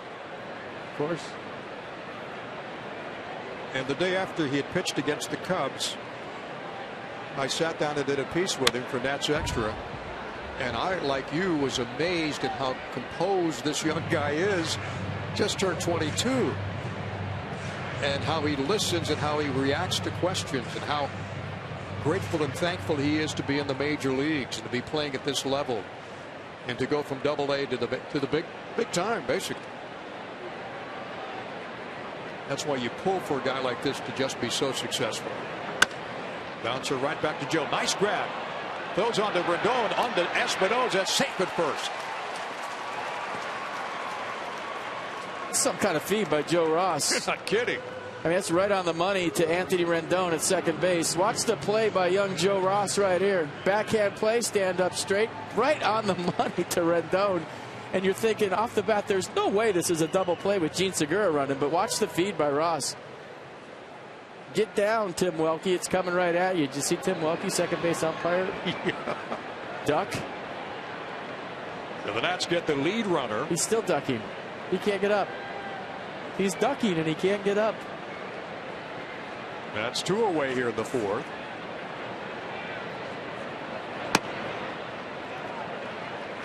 And Segura down at first base. Scooter Gennett with a double in the second. One of the hits, few hits today, one of the 4 hits off of Joe Ross. Now he's got 5, give up 5 now. And that single by Parra. Line drive of the gap, pass Span. He's going to cut it off before it gets to the wall. Rounding third. He's going to be held up at third base, not advancing past that. And Segura, and they got runners at second and third now with 2 down. Well, I'll tell you what, Ed Cedar's got to send Gene Segura there for one reason. Scooter Gennett's the 8th hitter, and with 2 outs, you got to see if you can make that play at home. Even if he's out right there, it's a good play with 2 outs with your pitcher walking up to the plate. You know, who knows what Jimmy Nelson's going to do right here, but just a rule of thumb for third base coaches. I give Denard Span credit for cutting that ball off, getting it in quick. Ian Desmond has the baseball, but these are the places you take a gamble as a third base coach because the pitcher's hitting. He decided to hold Segura, and we'll see how this whole thing plays out for him. But you also got the fastest guy in the club on base there. And the crowd here at Miller Park kind of let him have it a little bit. But hey, third base coaching is not an easy job. But the one time where it's a green light to get somebody thrown out at the plate is when the pitcher's walking up to the plate with 2 outs. Trust me, I did it in A-ball, and I got a lot of guys thrown out. It's not easy. Great play by Denard Span, and I think this is why he stopped him. Because Span cut it off, got rid of it quick with the spin move, and a great throw to Ian Desmond. So give Denard credit for temporarily holding some runners out there on base. Jimmy Nelson with a 1-1 count, 2 down, runners at second and third.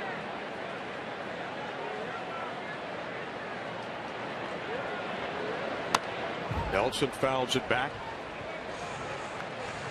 Joe Ross struck him out the first time he faced him. Scooter Gennett is slowly climbing up the Nats killer list too. By the way, he might get a T-shirt after the series.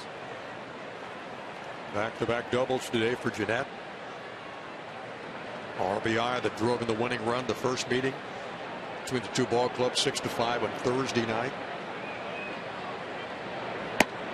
A pitch in there for call, strike 3, and Ross gets out of a hot jam with runners at second and third, and the Milwaukee fans are not happy about that.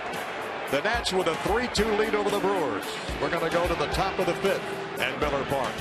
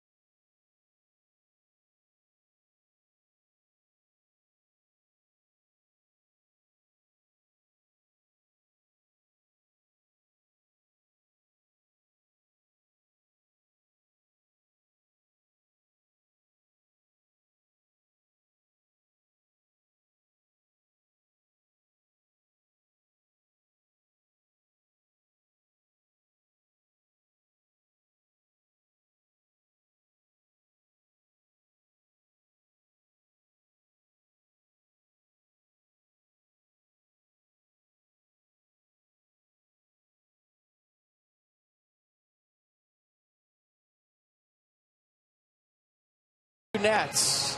It's time for American Standard. Who's hot, who's not? Anthony Rendon on the left.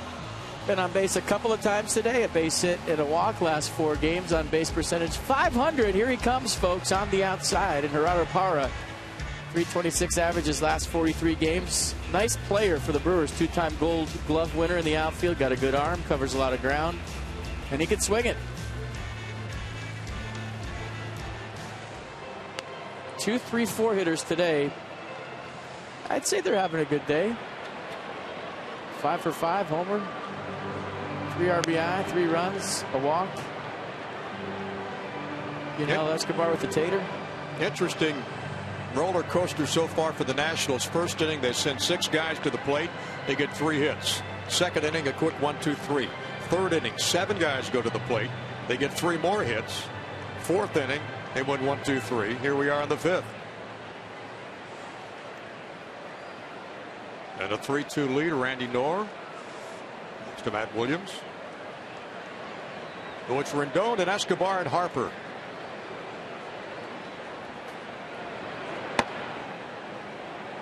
Anthony's been on base both times he's been to the plate. Walk and a base hit.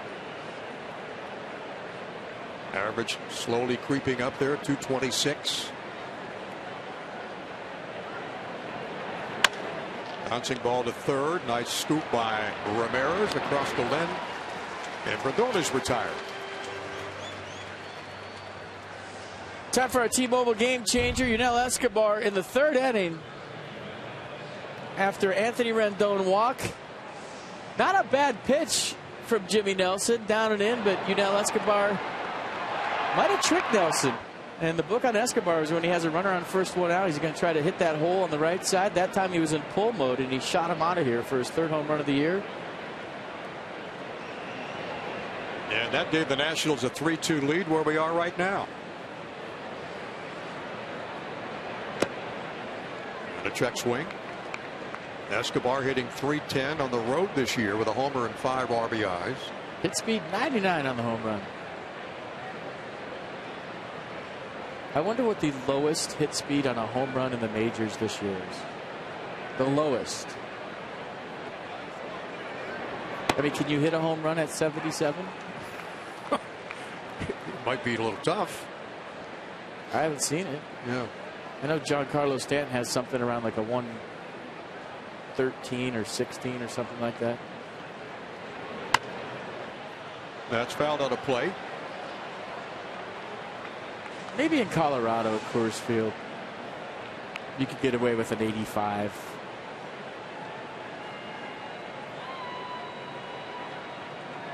Escobar involved in that deal with Tyler Clippard to Oakland back in January.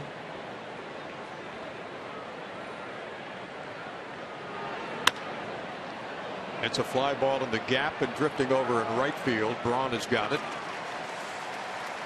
And there's 2 quick outs here in the Nationals' 5th inning. Rendon and Escobar retired. Look at this on Bryce Harper. Most RBI through 61 games all time in this franchise history. Bryce Harper on a pretty distinguished list. Tim Wallach, Vladimir Guerrero, Ellis Valentine, Andre Dawson, the Kid, and the Kid. Pretty impressive.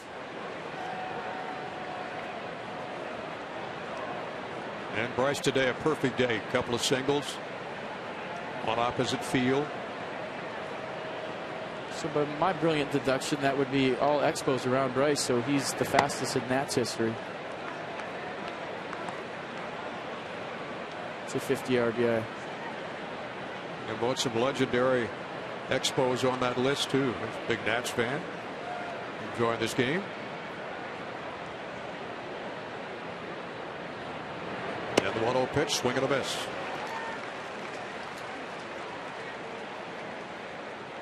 Bryce had 22 homers back in 2012, hit 20 in 2013, last year 13, and only 100 games played. And this year he's 21 with 50 RBIs.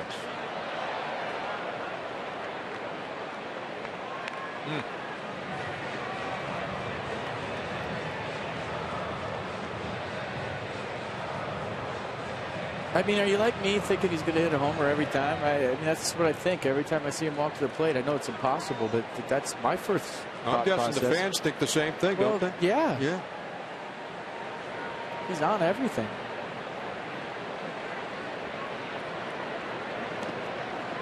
That ball, Jimmy Nelson bounces up in front of the plate. Nice stop by LaCroix. 2 balls and 2 strikes and 2 down here at the top of the 5th. Nationals trying to break this 2-game slide. Up on the road, they have a 3-2 lead over the Brewers. After a 21-6 month of May, they've only won 3 of the 11 games in this month of June.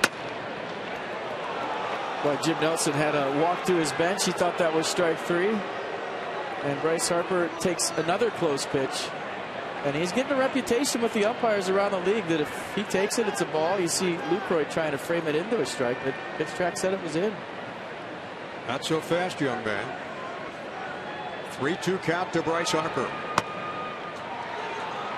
And Nelson going back to his dugout again. But Bryce Harper, I mean, who's seen more pitches in baseball than Bryce Harper? I want to know that stat. Somebody call Stats Inc. and let me know, because I don't think there's been a player in Major League Baseball that's seen more pitches. I'll put money on that. There has to be a stat in that category, doesn't there? Yeah. Let's get your people on that. They're on it. Truck's on it. They're telling me in my ear. Second walk issued by Jimmy Nelson. Walked Anthony Rendon at the 3rd. Now walks Bryce Harper. Now he'll face Wilson Ramos. 1 for 2 afternoon. Roof is closed here at Miller Park on an overcast day in Milwaukee.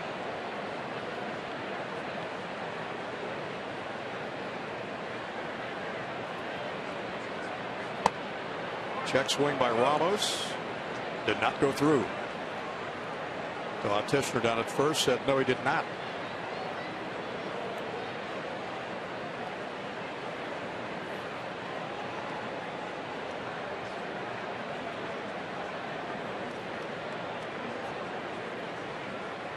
Ramos up to a .261 batting average now. Goes back. With 2 down, they're going to keep Harper close at first. So Bryce is 6. Truck on it. Paul Goldschmidt's seen 11.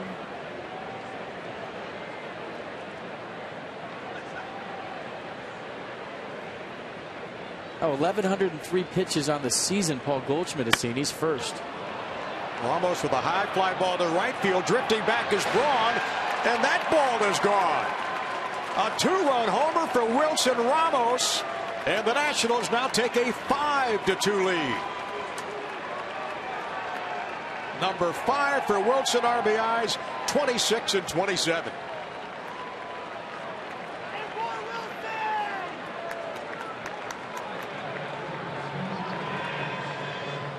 Well, the 2-run homers today for the Nationals, driving in 4 of the runs.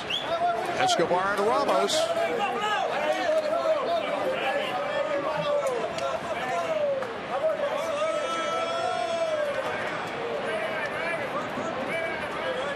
That speaks for itself in that dugout. Oh, yeah, there's a lot of Buffaloes going on in the dugout. And Danny Espinosa goes deep to left field. And that ball is off the wall. And Espinosa in the second base with a stand-up double. Give you some time up. 11th double this season for Espinosa. And all of a sudden, Jimmy Nelson really having problems. So here's the double by Danny Espinosa. Fastball away, and you're wondering, is this one going to get out for back-to-back jacks? Deepest part of Miller Park, hits halfway up the wall. So a bolt by the Buffalo. Danny Espinosa, first baseman, with his first hit as a one-sacker. A double in the gap with 2 outs, and now Ian Desmond trying to drive him in. The action fast and furious. A little 2-out lightning here in the 5th for the Nats. 6 hits yet last night for the Nationals in that tough loss. Today they have 8 hits, and we're in the 5th inning. To go with 5 runs and give Joe Ross a little breathing room now. Still celebrating. Yeah, why not? Look at the look in Span's face. Mean mugging him. Yeah. Love it. You knew something was going to come from Span. And Desmond gets drilled by Nelson. So he's on hit by a pitch.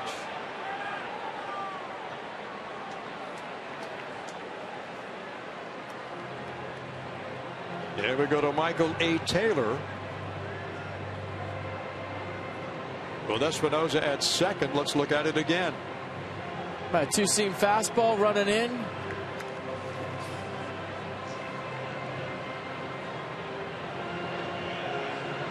Well, let's see the home run from Wilson Ramos again. We can finally get back to it. Everything's happening fast here in the 5th. Great balance. Great sound. And once again, he hit it where the windows aren't open. The bleachers in right field. The wind can't affect it. A nice swing by the Buffalo. So Michael A. Taylor is 0 for 2. Trying to keep it going for the Nats here in the 5th.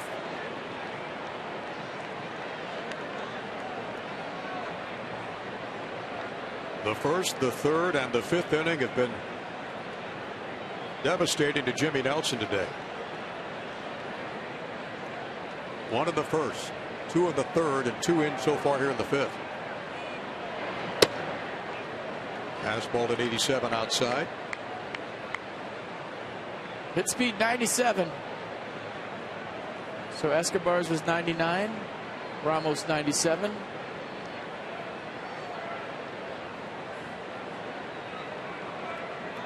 Yeah, the 1-1 on the way with 2 down. Inside for ball 2.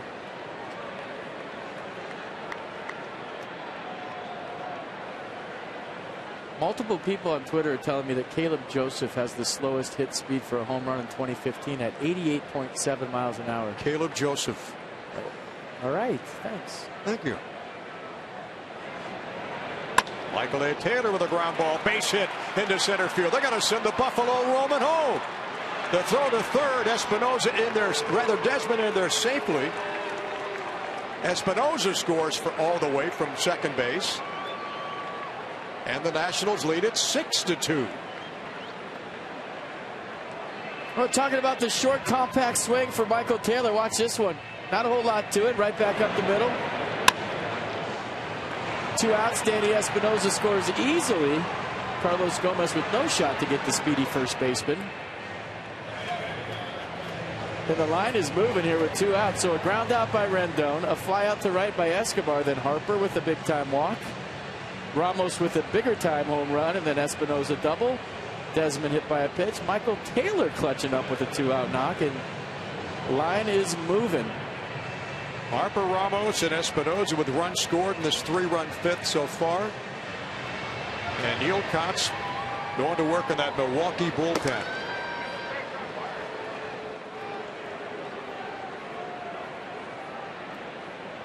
And Joe Ross up for the 3rd time.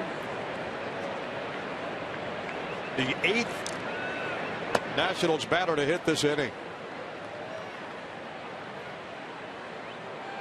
6 runs, 9 hits now for the Nationals.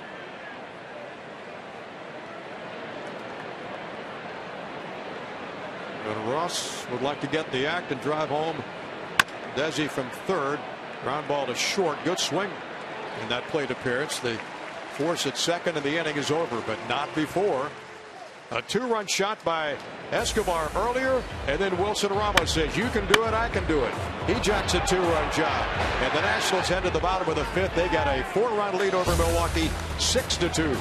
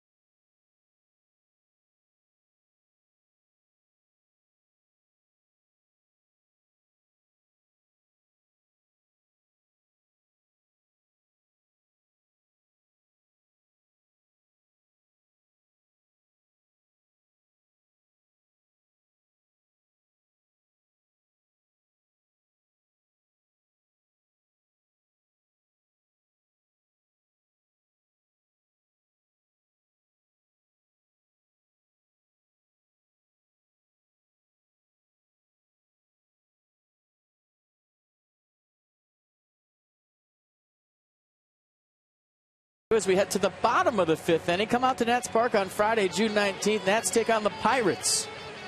Join us for happy hour at the Miller Lite Scoreboard Walk, featuring $6 beer specials and live music starting at 4:30. First 15,000 fans ages 21 and up receive a Nationals Pilsner Cup that's presented by Miller Lite. Visit nationals.com to purchase that ticket right now. Sounds like a fun night at the yard. They're all fun at Nats Park. Aren't they, though? So many things to see, so many things to do when you bring the whole family out to the ballpark. Club will be back home on Wednesday after 2 days in Tampa Bay, and they'll face the Tampa Bay Rays for a couple of games starting next Wednesday at Nationals Park. I think they're playing Tampa Bay the rest of the year after tomorrow. Yeah. That's not official, but I think that's the case. Swung by Carlos Gomez. A fly ball. Harper's got a long run, and he hauls it under the run before it hits the stands. Nice play by Harper and right. And the first pitch, Gomez is retired. He is 0 for 3. Harper with an RBI. Escobar a 2-run homer. Wilson Ramos the 2-run homer. Michael A. Taylor driving in his 22nd run of the year. 6-2 Washington in the bottom of the 5th inning at Miller Park.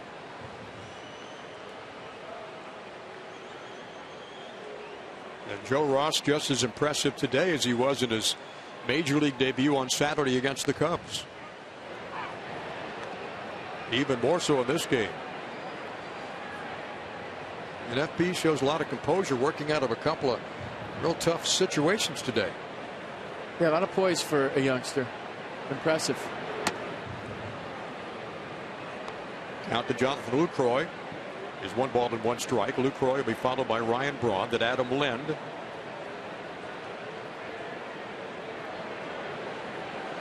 Here's the 1-1 pitch. Bouncing ball in the hole to the right of Desmond for a base hit. And Lucroy's 2 for 3. Time for your PNC minor league report. PNC Bank for the Achiever and you. Drew Van Orden. This season 3-1, 3 saves, 1.67 ERA. Opponents hitting 179 against him in 10 games this start. 6 starts. 5th round pick in 2014 from Duke University. In Hagerstown and A-ball. He's ready. Call him up. Ryan Braun 0 for 2 with a strikeout, a ground out. He's at 268 in the season. Ross with a check of Lucroy at first base. First pitch swinging, a bouncer down the first base line. They'll let it roll foul.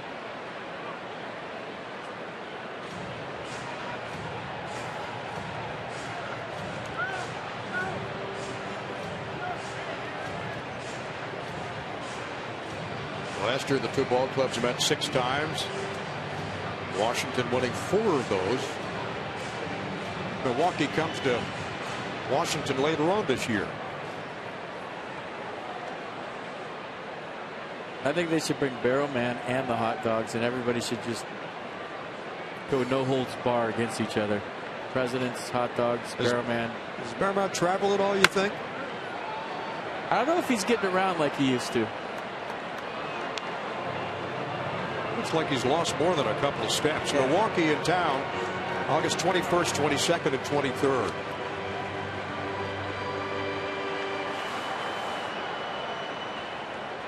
Ross ahead in the count. No balls, 2 strikes to Ryan Braun.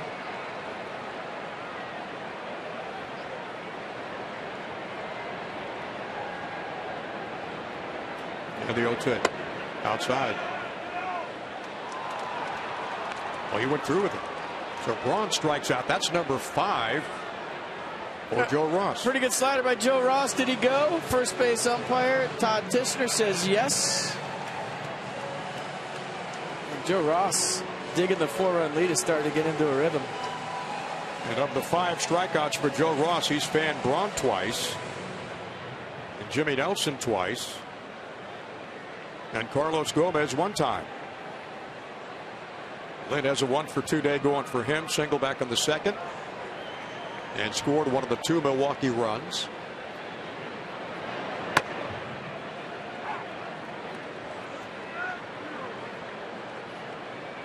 Joe Ross in his debut against the Cubs went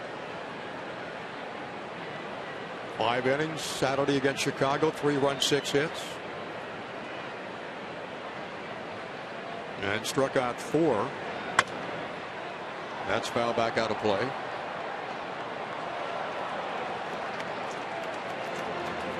And a good look at the Milwaukee first baseman, Adam Lind.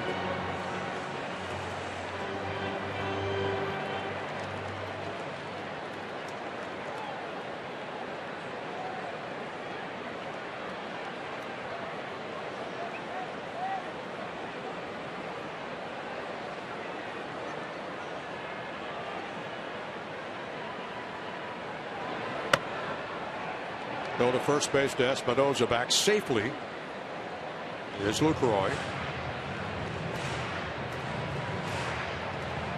How about Danny Espinosa? First day at first base, he's working pickoffs with Wilson Ramos. And all that is just kind of a little sign to the catcher, maybe pick at your leg or something, or maybe there wasn't a sign at all. He has really handled himself well in this first time ever playing first. Lynn takes a pitch inside. Last year with Toronto, his last year with the Blue Jays, hit .321 in 96 games.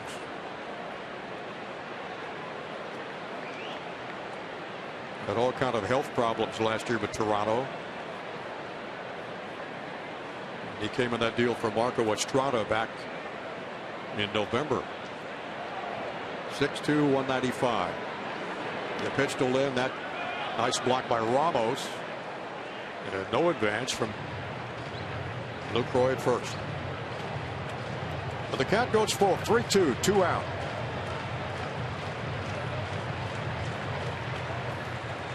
See Danny Espinosa, that sign from Wilson Ramos telling Espinosa to play behind the runner.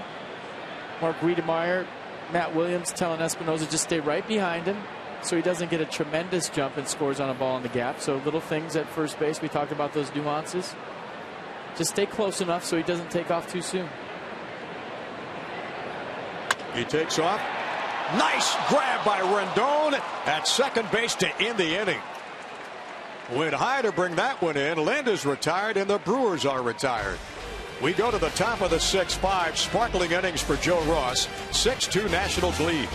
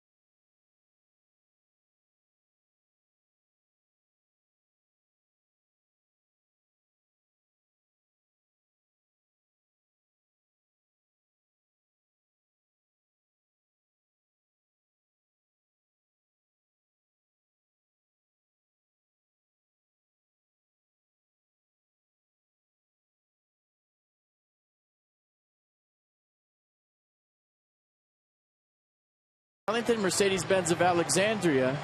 6-2 as we head to the top of the 6th inning. Bryce Harper doing his thing. But we're going to go back to the 5th inning. The Buffalo, Wilson Ramos, his 5th home run of the year. Opposite field shot. And then with 2 outs, Danny Espinosa doubles to the deepest part of Miller Park in left center field. And Michael A. Taylor with an A+ at bat. 2-out knock scores Danny Espinosa. So there's the 3 runs in the top of the 5th to make this game 6-2. 8 Nats went to the plate in that 5th inning to give Joe Ross a 4-run cushion now. Span 0 for 3 for the afternoon.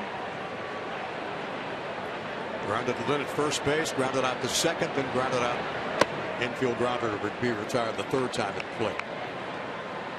Ball inside. And Jimmy Nelson goes out there for the 6th inning, trailing by 4. And there is some activity out that Milwaukee bullpen. Span with a line drive to right, just past the outreach glove of Scooter Gennett, and Span gets his first base hit. Nice way to start the National 6th inning. Yeah, Denard Span 0 for 3 to this point with 3 groundouts, and someone finally got one past Scooter Gennett. Nice swing by Span, leadoff man aboard here. And the 10th hit of the day for the Nats. Check out the Nats box score. The damage in the middle of the lineup, 3-4-5. Ian Desmond trying to join the party along with Joe Ross. Stay tuned. 6 hits between them. And Rendon's got a walk, a single to left, and ground out to 3rd base. To Ramirez. He's 1 for 3. 1 for 2 with a walk. And Anthony hitting .219 since his return off the DL.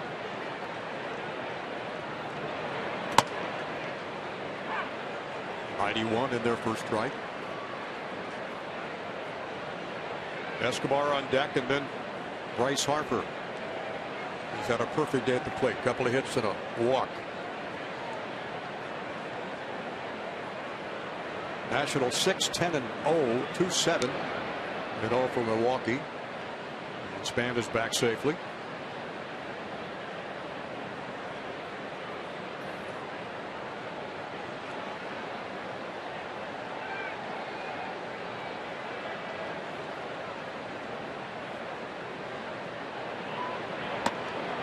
Span's running, and the throw over the head of Scooter Gennett into center field, but back it up nicely is Carlos Gomez, and Span can't advance any farther than second base.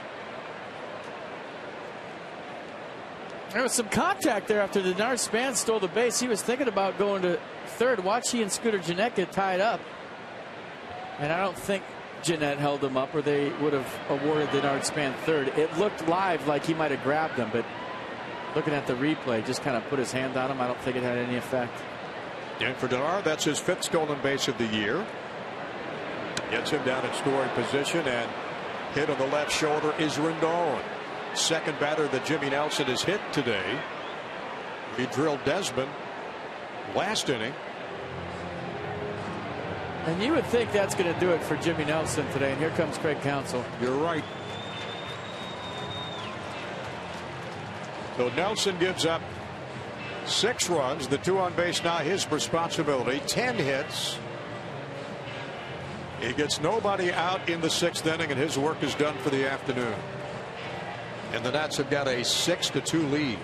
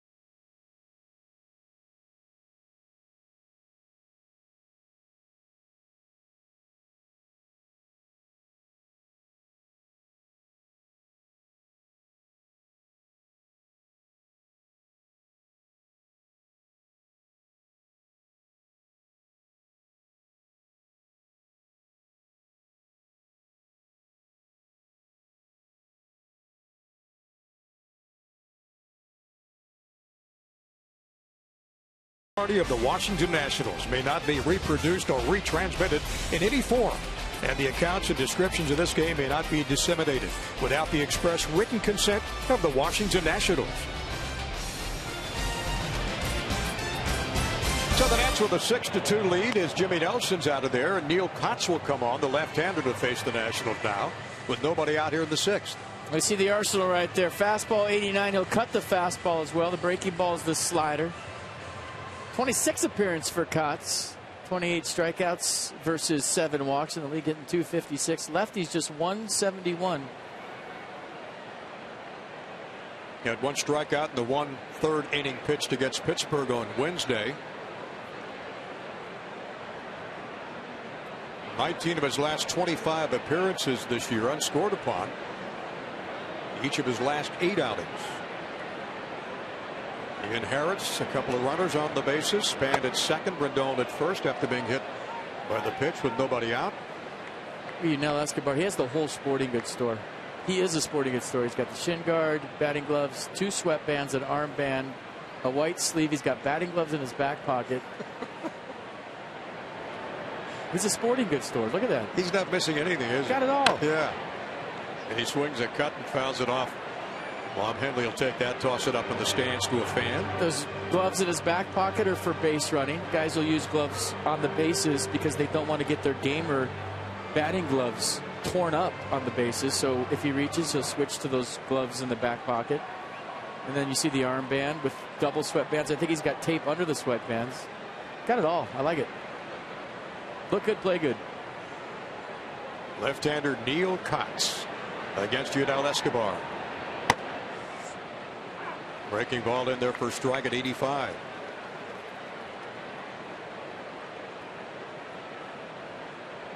Six to 2 Nationals. Johnny Holiday along with F.P. Santangelo and Dan the Man Colco. Nice. Thank you. Don't forget Mass and Dan. I don't forget him. Gotta give him that slide, don't we? He was sliding last night pretty good, I'll tell you that. A pretty good pitch right here. Slider down and in right underneath the bat of Yudel Escobar. Kotz comes in and strikes out the first batter he faces. And now he's got to face Bryce Harper.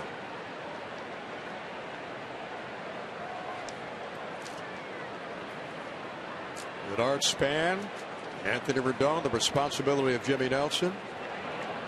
One away. And Bryce, a perfect day thus far. Do you remember when Bryce struggled against lefties? He said 316 against the lefties this year. 18 for 57. Got 2 home runs, 8 doubles. He's walked 18 times against lefties this year versus 12 strikeouts. So he's walked more against left-handers than he struck out. His on-base percentage against lefties, .487 this year. Wow.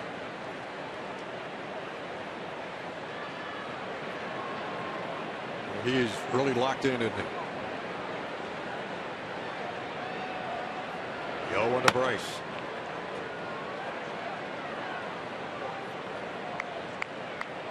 Now Span trying to get a jump. He's thinking about rolling at second. Yeah, Rendon really had a good jump that time. He's got 2 flaps out in the back, too. Anthony down at first and Art at second. The 1-1 pitch. Line drive to right. Can Braun get it? No. Base hit. Span around third. He will come home. Waved home. Standing up with a 7th run of the day, and the Nats have a 5-run lead. Another RBI for Bryce Harper. 51 on the season now. Played a video game. Everybody else playing baseball. Unbelievable.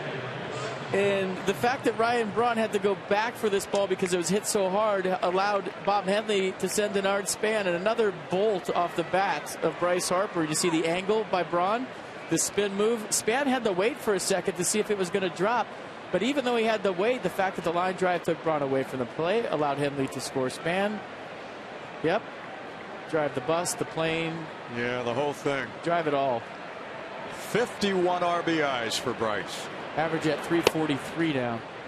343. He's Bryce picked Harper. up 10 points in this game with his batting average. 3 hits, 2 RBIs. 7-2 Washington. 11 hits on the day for the Nats. And the Buffalo's gone deep with a 2-run shot.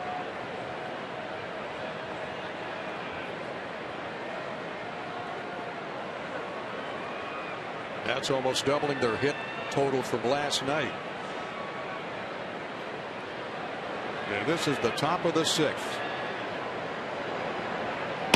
Nats have scored in every inning except the 2nd and the 4th.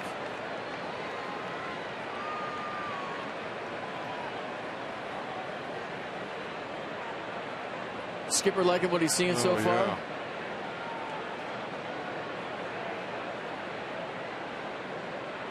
Ramos, that wide open stance. Here's the pitch. Inside and a nice breaking ball. 86 from Neil Kotz. 1 away in the 6th inning. Kotz signed with Milwaukee as a free agent in January. 29 strikeouts now on the season. And just 24 1/3 innings pitched. Bouncing ball to second to Jeanette. Could be 2. Segura on the first double play. So Kotz gets out of the jam he inherited from Jimmy Nelson, but the Nationals push across another run on Bryce Harper's RBI. 7-2 Nats.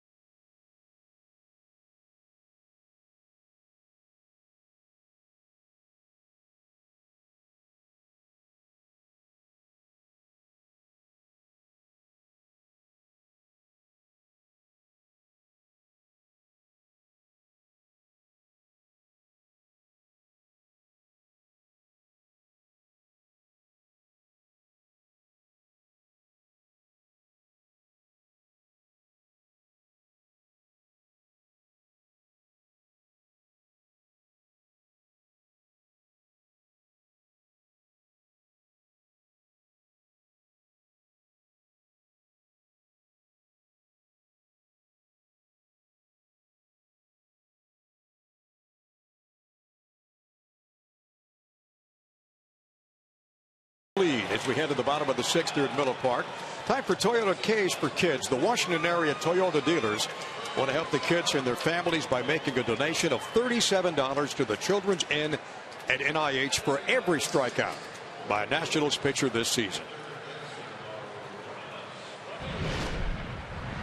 Joe Ross has been fantastic here today.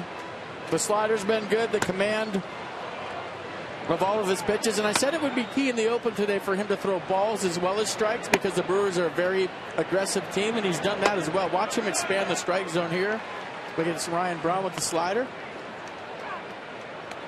And sometimes I think that's the hardest thing for a young pitcher to learn, is how to throw balls. You come up as a minor leaguer and you're taught throw strikes, you get to the big leagues, but expanding the zone at the major league level and getting big league hitters to chase and throwing balls when you want to, just as important. Interesting graphic we just saw there as Ramirez gets retired to lead off the 6th inning. 5 ground outs, 5 flyouts, and 5 strikeouts. And Joe Ross has pitched into the 6th inning. And there is no activity out there in that Nationals bullpen.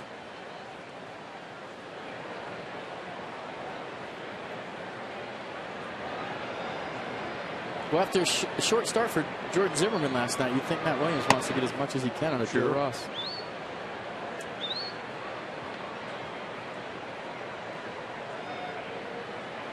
Espinosa playing deep behind the bag at first. On the outfield grass, Rendon at second. Gerardo Parra facing Joe Ross for a 3rd time.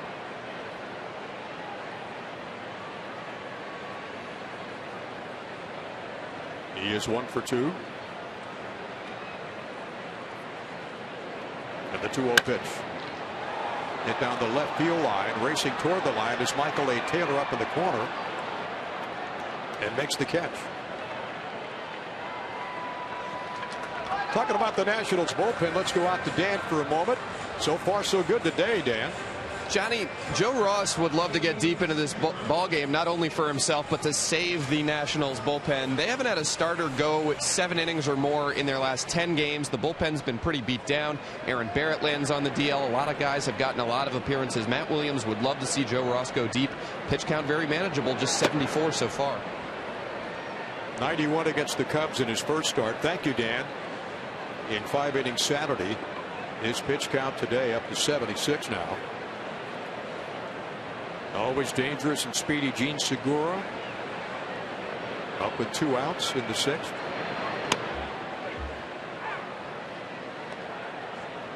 Brewers box score kind of quiet. Jonathan Lucroy with a couple of knocks. Scooter Gennett doing his thing, but has handled the middle of the order. Joe Ross has very well.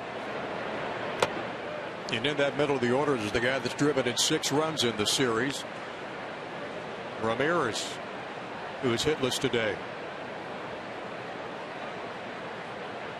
Count to Gene Segura, 2 balls and a strike. Steve McCatty's got to be happy about what he's seeing from Joe Ross.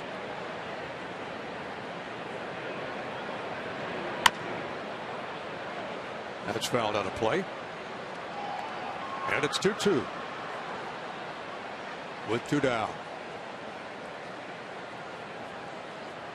Mixed it up nice. Fastball, slider, change. Well, Segura against the Nationals this year, his first 2.5 games so far is 4 for 10. Bouncer right back to Ross. Nice grab. Easy toss to Danny Espinosa at first, and the side is retired. A quick 1-2-3 for Joe Ross, and we head to the top of the 7th.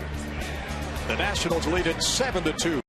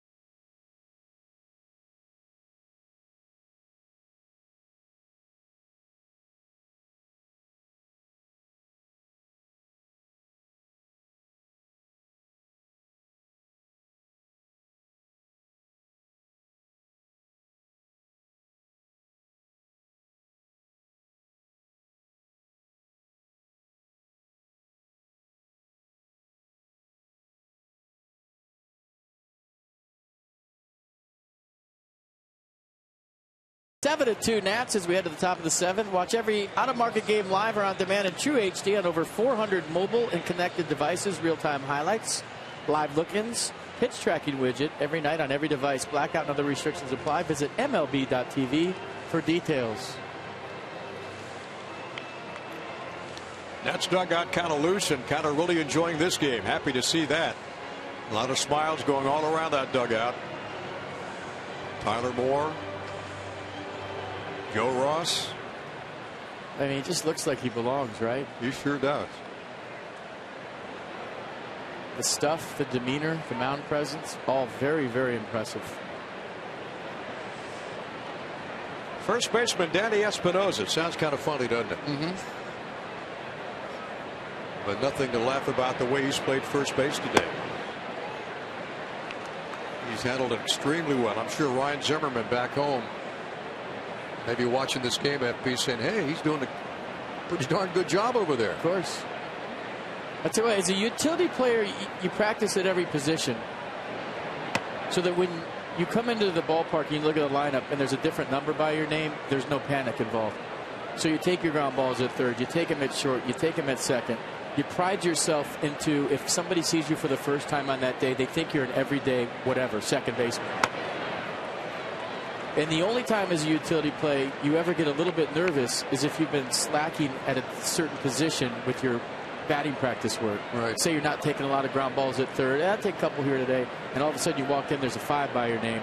That'll get your heart rate going. I can't imagine what Danny Espinosa went through today when he walked in and saw 3 by his name when he hasn't really practiced that much over there. And it can affect your hitting. It can affect your entire game. And it hasn't today. He's got a base hit to show. A double last time up. He's done a nice job over there at first to where we're not even noticing that he's playing first base. And that's a compliment to him and his athletic ability because it's not that easy. And it's not like he brought a first baseman's glove on this road trip. No, the glove that he has no name on it. We've been checking it. I was wondering whose glove he's been using today. And it's just you know, every major leaguer has their name stitched on their glove, and the one that he's using today is just a Black Wilson. This is the one the shot we got. That's the 8-2000, isn't it? Yeah. Danny. There we go. There's his nice. That's very nice. But Danny's retired, striking out. Still got a big base hit in this ball game. And a flawless performance at first base for Espinosa. Ian Desmond swinging away. That's foul. Off the facade down the right field line. No balls and a strike. To the net shortstop. On deck is Michael A. Taylor, then followed by Joe Ross. Oh, jeez. There he is. There's your guy. That ball sails high and outside. From Neil Kotz, who struck out 2 of the batters he's faced thus far. I mean, there's nobody around Barrel, man. It's not like he's not drawing a crowd, is he? Like I said last night, he's scaring people away. Somebody had a good one on Twitter. He looks like the autopilot on Airplane. Yeah, there he is. Yeah. That way, Barrel Man. Yeah, but you see, there's no kids. They're running. Yeah. They're all running the other direction. Yeah. Along with the emergency personnel crew there. Very pale. He needs to get out in the sun. This is a dome, but Barrel Man, you need some sun. That kid, he was really into that high five. And Desmond strikes out looking. Kotz with his 3rd strikeout. Nissan might think this is a little in, like the analyst. Let's see. Yeah, it was.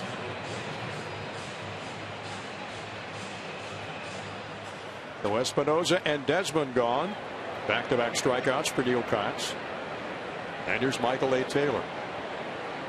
Barrowman still trying to charm that little blonde lady there in the stands, huh? He wants nothing to do with him. I mean, it's bad enough that he's kind of scary looking. He's got a bat too, like he wants to do some damage on top of it. Okay? You don't need the bat. You're already scary. I think he's walking along looking for somebody to clobber. Swing and a miss. 1 ball and 1 strike. Here comes the kid. High-fiving the kid. There you go. All right. Had enough of you, buddy. Yeah. Michael A. Taylor, the ground ball to 3rd, line out to right, then single to center his last time up. Takes the slider in there for the strike. Just cruising around, looking for a friend. And that's their mascot, the Doberman Pinscher Dalmatian dog thing. Yeah.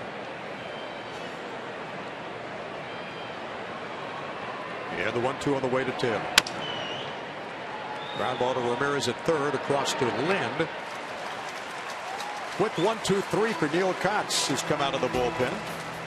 And we've got the Hyundai 7th inning stretch coming up. As we head to the bottom of the 7th inning, it's been all Nationals all afternoon long. They lead it 7-2 with 11 hits in this game.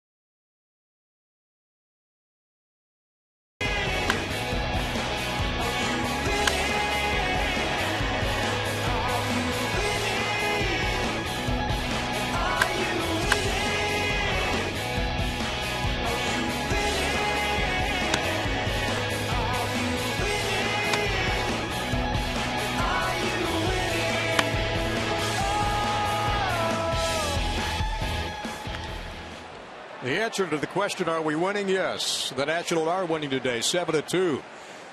We've gone through 6 innings. Bottom of the 7th now with Scooter Gennett set to lead off for Milwaukee. That's the only song I know all the words to. I'm not even going to follow that up with a comment. Would you like to recite the lyrics for me? There's 3 words. Are you winning? I know the words to the whole song. I mean, I could have even wrote that song, and I'm not very good at writing music. You'd be very big at karaoke night, huh? It's like me. It's very repetitive.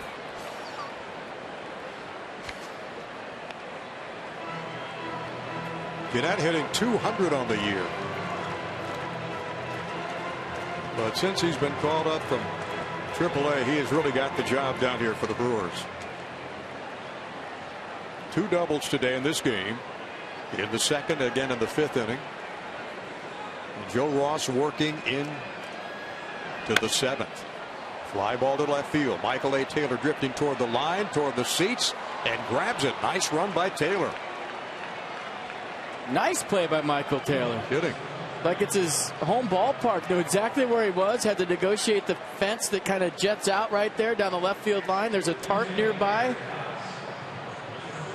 A ball dude. All kinds of stuff going on. Nice play by Michael Taylor. And to Dan's report earlier on Joe Ross, he's done a real nice job 2nd and 3rd time around the lineup showing the Brewers different looks. Starting them up with off speed, finishing with a fastball, throwing his slider for a strike early in the count, hitting spots like that. Been impressive. That's a good look at Shane Peterson pitch hitting for the Brewers pitcher for Cutts. And he swings and fouled that first pitch back. Peterson with a 190 batting average. And 0 for 2 as a pinch hitter. Look at that, 64 strikes. Yeah. 21 balls all day. We talked about how aggressive he was and fearless in his major league debut, throwing everything in the strike zone. But a lot of the balls he's thrown today, to his credit, have been swung at and missed. So you'll see more strikes on there, but he's done a nice job of expanding the zone with 2 strikes, getting guys to chase. And even though they're balls, they'll register as strikes on that stat we just showed you. And this kid is throwing 92 in the 7th inning. 1 ball, 2 strikes. They're impressed. Yeah, Gio's impressed. So's Jordan. What is there not to like about Joe Ross? And Peterson becomes strikeout victim number 6 today. Well, another good slider right here, 82 miles an hour. Down and in. He's done this to lefties all day, right under the back knee, and it just seems like they're not picking it up. It's going to be interesting to see when Doug Fister comes back. If Joe Ross stays in the rotation, you have options to put maybe Tanner Roark back in the bullpen, but what he's done so far in 2 starts has been nice. Well, the word is that Fister has been very, very successful in his rehab appearance and may be back in that starting rotation very quickly. They take a normal bullpen. He's back in D.C. Play catch, throw a bullpen, and probably get activated. So, but you have to like what you're seeing from Joe Ross here today. He has retired the last 6 Brewers that he's faced. And he's got Carlos Gomez deep in an 0-2 count. Did not go, just missed with that pitch. Gomez in the leadoff spot today has been one of the strikeout victims of Joe Ross. We're 2 down here in the 7th inning. The 1-2 pitch to Gomez, and it's even up at 2-2.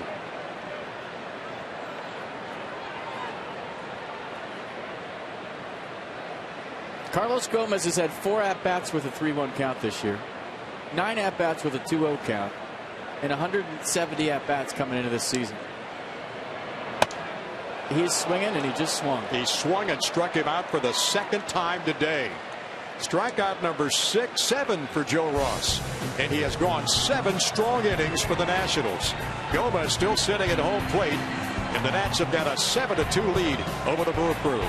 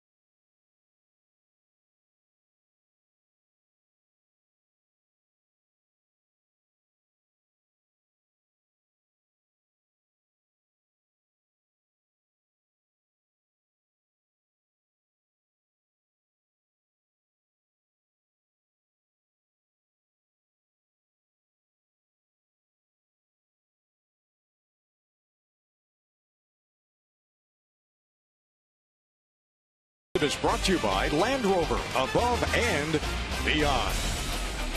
Well, the Brewers have got a new pitcher coming in to face the Nats here in the top of the 8th inning. And that new pitcher is the left-hander Will Smith. We got fastball in the mid-90s. He's got a good one. Breaking ball's a slider. 2-pitch guy. And he will face Joe Ross, who will hit for himself in the 8th inning. Joe Ross is due for his first big league knock. He's taking some good cuts heading I'm today. calling it right now. He's had some good swings. He's having a good day. And when you're having a good day, you might as well put a baseball on your mantle that's your first big league knock. So here we go. I'm calling it. Why not? I think I called Sammy Solis's this year, too. We keep track back in the studio. It's just good karma right here. Yeah, Watch. it is. Let's see. You're feeling good about this, aren't you? I'm feeling it. That breaking ball from Will Smith is low. 1 ball and no strikes. Joe Ross then back to the top of the order with Span, Rodon, and Escobar. Just joining us today from Miller Park in Milwaukee. It's 7-2 Nationals. You know what's more important than his first big league hit? He's getting his 4th at bat. That as a pitcher is what you want every single time out. 4 at bats means you're doing something right. Jordan Zimmerman against Toronto 11 games ago is the last Nationals pitcher to go 7 innings or more right there. And Joe Ross has done that. He's gone 7 so far. Leads off the 8th inning. The club has given him a lot of runs to work with today. He's got a 5-run lead. 11 hits for Washington. And FP, this has been fun to watch. Yeah, offense is cool. Yeah, they are cool.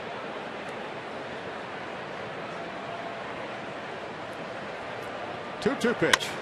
Bouncing ball to second. Jeanette on to Lynn. And Ross is retired to begin the 8th inning. Still know all the words to that song. P-Nats are back at Woodbridge June 18th through the 21st. Come out to the Fitz for Michael A. Taylor Flat Top Bobblehead Night. I want to see that one. Famous Cowboy Monkey Rodeo, Kids Petting Zoo. You can pet kids for free. Our special superhero Father's Day celebration. All right, for all your information, promotional information, go on the website. Check it out. That'll bring up Span. Bernard 1 for 4 today. Singled in the 6th and scored a run. That batting average over 300 now at 301.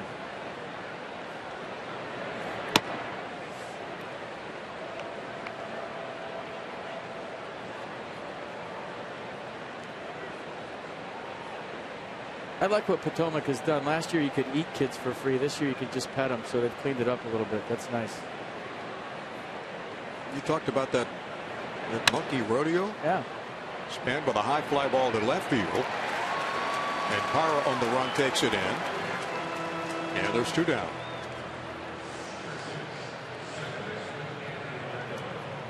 Will Smith, the third Milwaukee pitcher this afternoon, following Jimmy Nelson and Neil Kotz. They'll bring up Anthony Rendon for the 4th time. Single and a walk and a ground out, hit by a pitch. And Escobar on deck.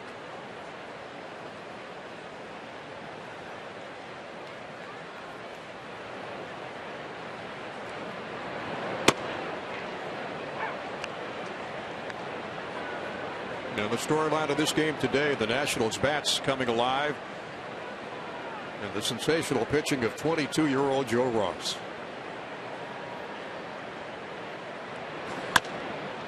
Rendon with a high fly to right. Braun has got it. And in comes Will Smith, and down go the Nats in the 8th. 1-2-3 as we go to the bottom of the inning. 7-2 Nationals.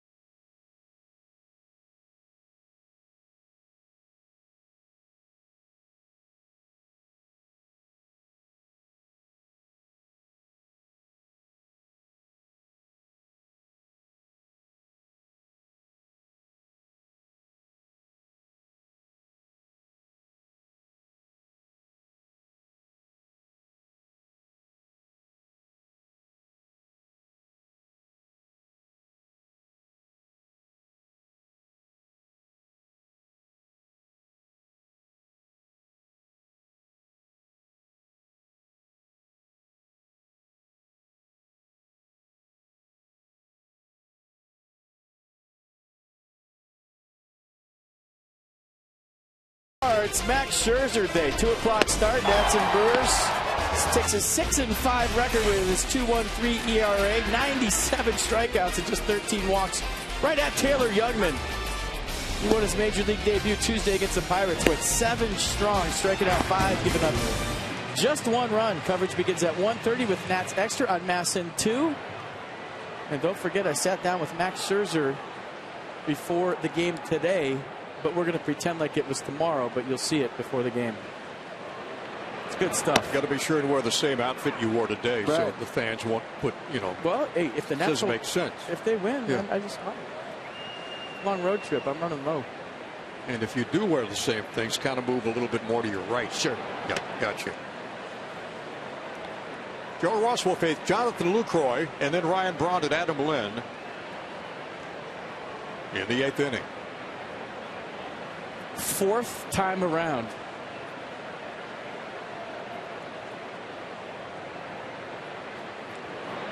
Lucroy with a couple of hits. Escobar. How about that? A nice scoop by Espinosa at first, and Escobar couldn't even plant his feet to get the throw off. How about Danny Espinosa with his first chance? But don't sleep on Yunel Escobar going to the backhand jump play. And then Danny Espinosa, no problem. Foot on the bag. I've been doing this my whole life. Yeah. Yunel Escobar, nice job. Danny Espinosa, nice job. Joe Ross, congratulations. Yeah. Fantastic. That ball foul down the right field line. The 2, 3, 4 hitters in this lineup, these guys are tough. Lucroy and Braun and Lind.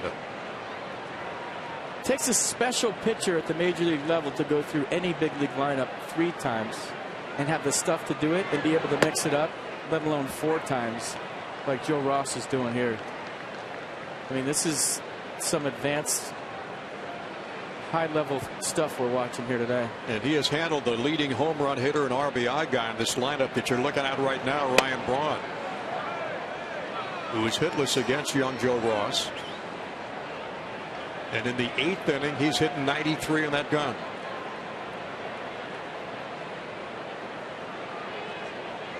If he think he got text on Saturday night after his major league debut, wait tonight. That ball's fouled down the right field line as well. But it's so funny how things can turn. I mean, right when it looks like it's the darkest. I remember the Blue Jays just came into Nats Park, and everybody associated with the ball club is saying, oh, man, it's tough. We're not playing well. Things just aren't going the way. Reyes this, Batista that. They've won 10 straight. I mean, it could turn on a performance like Joe Ross is given here today, because who thought the Blue Jays were going to reel off 10 in a row? It didn't look like it. They came limping into Nats Park, and they won a couple of games against the Nats and haven't lost since. So, you know, right when you think it's at its worst, things could turn around. And how do they turn around? By effort and attitude on a daily basis. That's all you can control. The energy level that your ball club has on a given day. Throw all the injury stuff out the window. I'm sick of talking about it. You're sick of hearing about it. The Cardinals have found a way to win with injuries. The Mets have found a way to win with injuries. Enough with the injuries. Play hard every day and win. And he strikes out Ryan Braun for the 3rd time in this game. 8th strikeout for Joe Ross. So 4th time through, Ryan Braun still not picking up Joe Ross. And maybe a little backup slider. Best pitch in baseball when it backs up that much. Goes the other way and gets Ryan Braun for the 3rd time. Composure, A+ for Joe Ross. And FP, how many guys do you see this late in the game in the 8th inning still able to hit 93, 94 like he's been doing? He just did a nice job of mixing it up. Wilson Ramos has done a nice job of pitch calling today back there for the young right-hander too. And there you see the pitches by inning. Really been pitch efficient this game. And like the game against the Cubs, he hasn't walked a batter. He's facing Adam Lynn. We've got 2 down in the 8th inning. Well, that's the first one.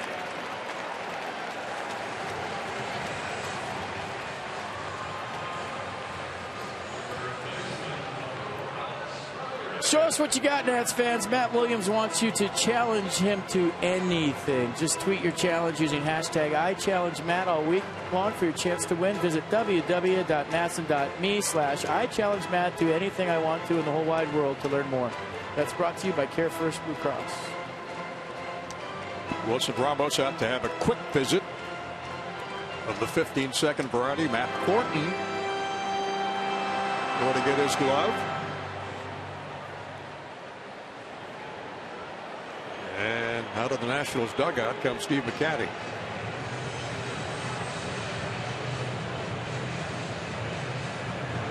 And there's Matt Thornton, the left-hander. Well, you're getting Thornton loose in case the wheels start to wobble a little bit here with Joe Ross. And you give him a break. He's been out there for a while, so it's like a 20-second timeout. Talk to him. Let's just keep doing what we're doing is all Steve McCatty really needs to say. Get back in that strike zone, let your defense work, and here we go. And look at the youngster staring Steve McCatty right in the eye. And Joe Ross, look at great picture. That's a great shot. Great shot. He had faced 51 batters before giving up his first career walk. And that is a Nationals record. Boy, if a pitcher could to start a career. Tell the story right there, the look right in the eye. All right. It was basically, I got this.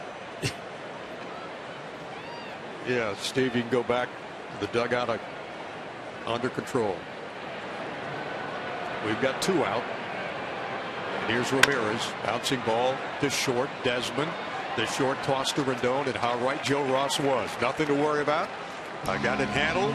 And we've gone through 8 with a 7-2 Nationals lead. Joe Ross has been spectacular.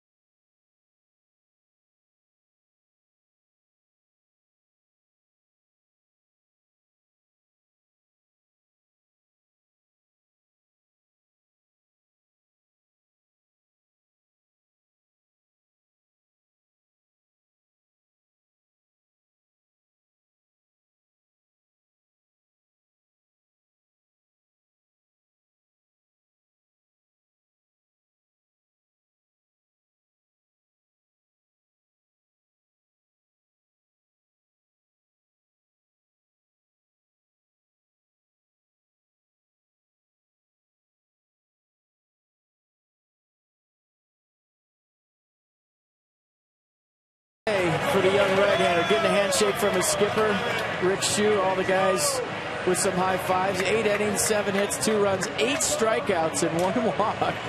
For the 22-year-old right-hander, how nice was he today? Just like we promised you earlier in the game, it's Miller time, brought to you by Miller Lite. How about some taters? Yunel Escobar to left center. That one was in the 3rd inning. A 2-run shot. And then the Buffalo, Wilson Ramos, the other way for his 5th of the year, a 2-run shot to right. So the Nats getting it done with the long ball today. Some good at-bats. The line has been moving. Good pitching, good defense. Hello. 108 pitches. There's the line. And you should be smiling. Outstanding. Yeah.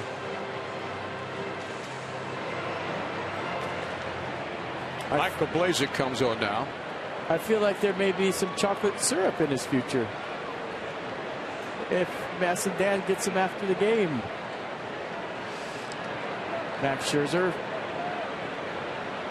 And one of the reasons that Masson-Dan wore that old suit today, just in case? Maybe it's like melted cheese because we're in Milwaukee. I don't know.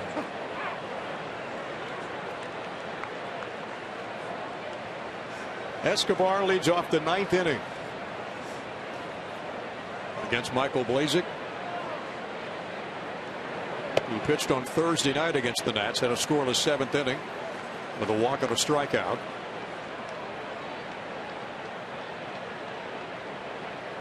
And his 26th appearance of the year. Fouled off at the plate from Escobar. 2 for 4, the homer. 2-run shot. Run scored. He's homered. Ramos with the 2-run homer of the day. Big 5th inning exploded for the Nats. 8 batters to the plate when they scored those 3 runs. And Blaze delivers the breaking ball outside in the top of the 9th inning. 3 for 3. He's had 4 3-hit games this year. Hasn't had a 4-hit game. There's a shot right back to Blazek. Nice grab of the pitcher, and on it goes to first base. And Escobar is retired. So let's show you the day of Bryce Harper. First time up, knock. Left center field, that would score Anthony Rendon. Next time up, knock. He'd walk his 3rd plate appearance, and then his 3rd time up, knock. So hasn't had a 4-hit game this year, and he's looking for one right here, right now. Average at 343.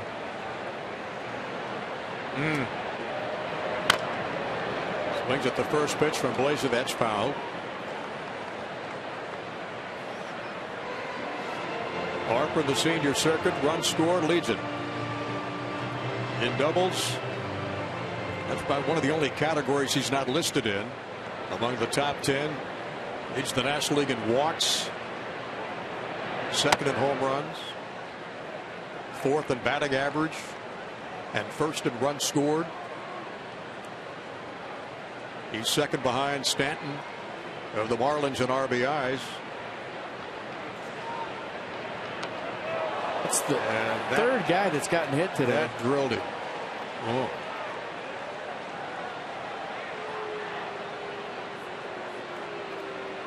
That is not a good sign.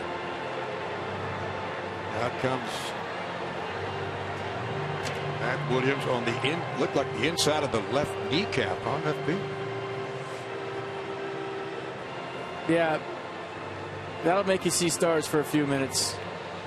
There's a nerve right inside the left knee that if you hit that, if you've ever iced your knee, the first 2-3 minutes you ice, it feels like the worst thing in the world. Well, imagine a 90-plus fastball hitting that nerve and pinching it against the bone. That's exactly what he's feeling right now. I've pretty much been hit everywhere you can possibly be hit, and that's one of the worst places as far as the pain goes.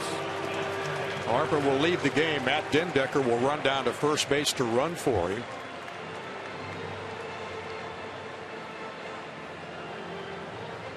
And as you mentioned, that's the third national to be drilled today. You know, pitching in is part of the game, but this is also the major league level. And if you're going to pitch in effectively, I understand it. It's a hitter's ballpark.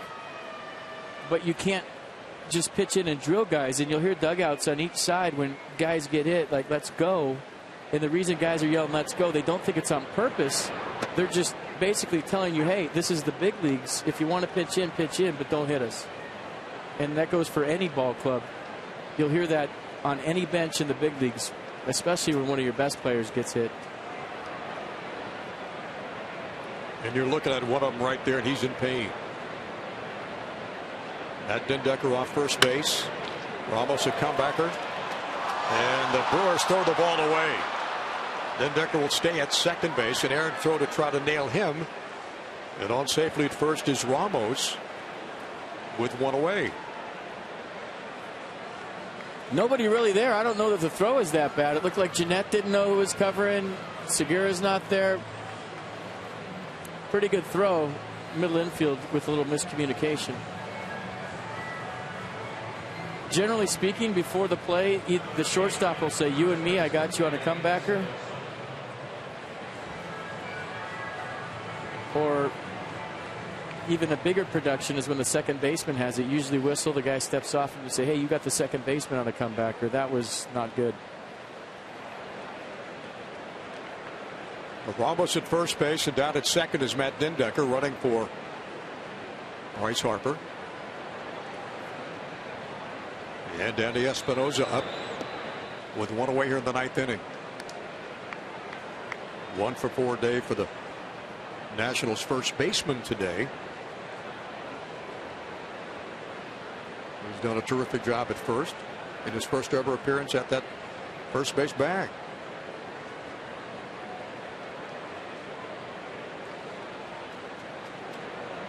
Danny hitting from the left side. Bouncing ball fouled in front of the Nationals dugout.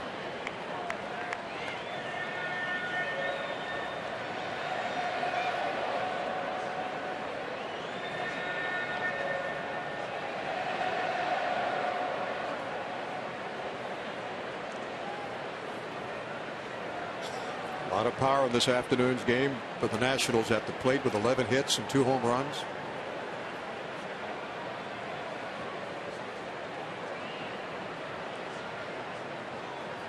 And the 1-1 to Espinosa. Check swing. And it's 2-1.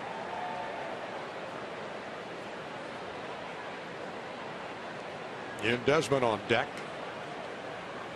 And then Michael A. Taylor. Two clubs wrap it up tomorrow afternoon here at Miller Park.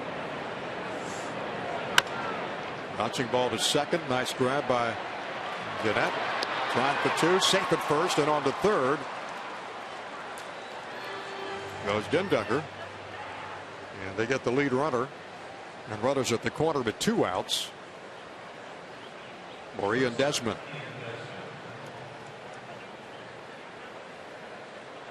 Casey Janssen standing in the bullpen.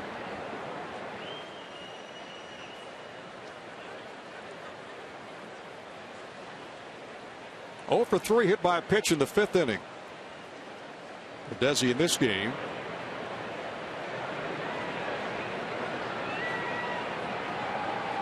Ian Desmond needs a feel-good knock right here. He sure does.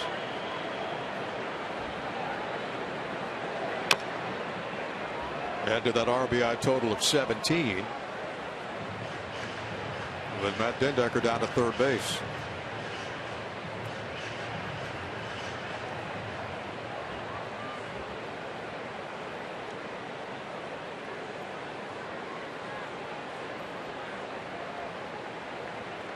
Will Smith on. Check of the runners on the corners.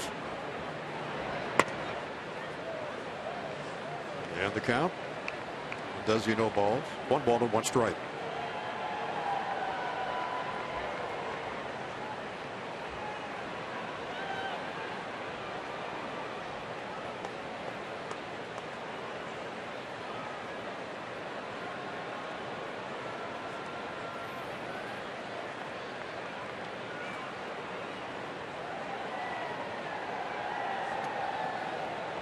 And the pitch. Swing and a miss.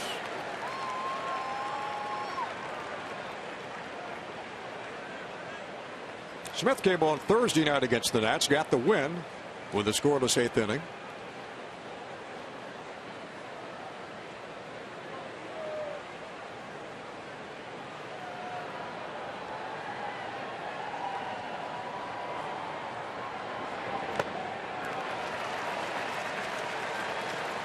And Desmond strikes out. Almost flung that bat right to the ground. As we head to the bottom of the 9th. The National lead it by 5.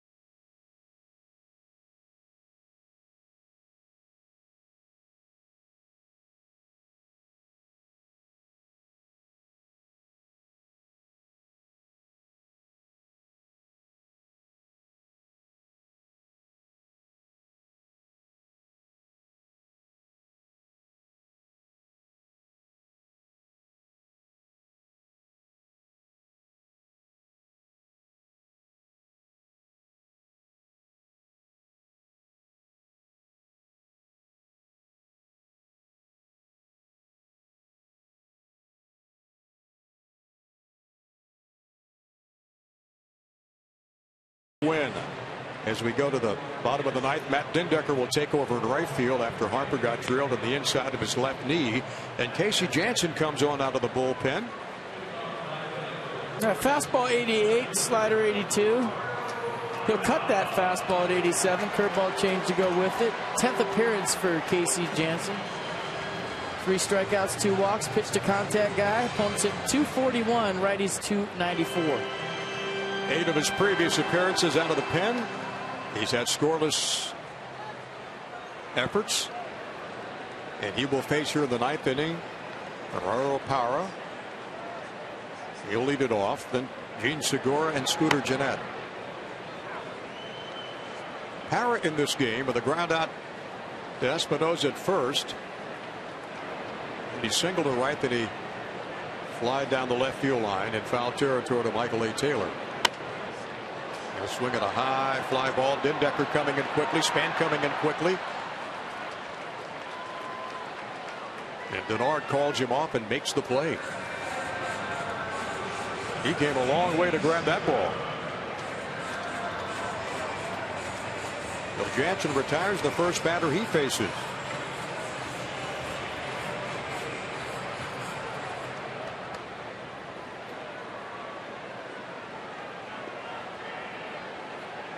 And the Nationals now 2 outs away from their 32nd win of the season.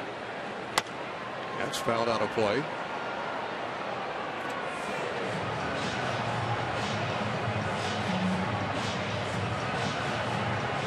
Segura with a base hit today.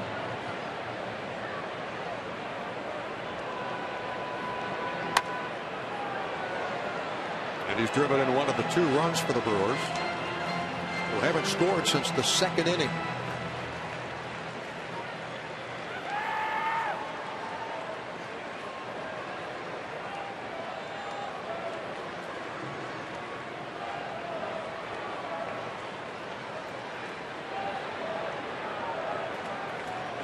And the pitch from Jansen. That's high. That pitch just what the doctor ordered this kind of a game today, isn't it? Oh, I don't know about that. You'd have to ask those guys.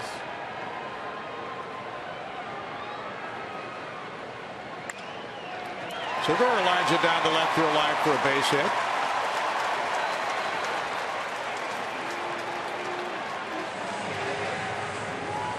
You learn quickly as a broadcaster, Johnny, when you do this every single day, to let the players, they police themselves down there. I think early on you get fired up as a former player when guys start throwing at each other, but hey, the game has a way of policing themselves. If the Nats thought that they were thrown at today on purpose, something will happen. I don't think the Brewers threw at the Nats on purpose at all today, but like I said, the game has a way of policing itself, and it's up to the players, not the broadcasters, to figure that thing out. Right.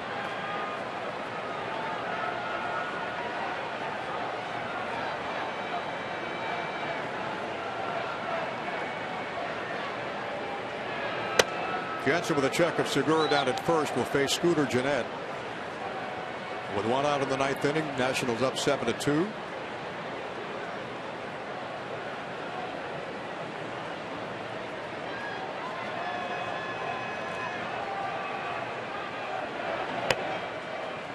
It's a good pitch. Yeah.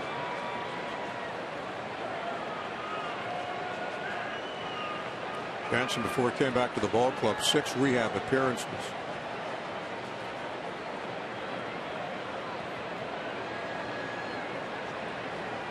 And the pitch. 9 pitches so far. Count 2 balls and a strike.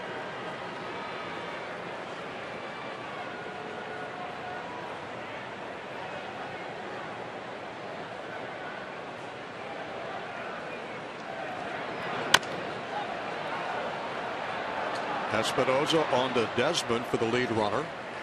Only play he could make. And there's the only play that he could make that he's never made. You're right. I mean, he's going the other way, right? You're used to second baseman making the short throw to first base on this chopper, but the first baseman's making the short throw to second base, if you know what I mean. A ground ball's a ground ball, I guess, but you're not used to turning that way. And that big arm that Espinosa had, he had to like throttle back a little bit, so he did knock Ian Desmond over.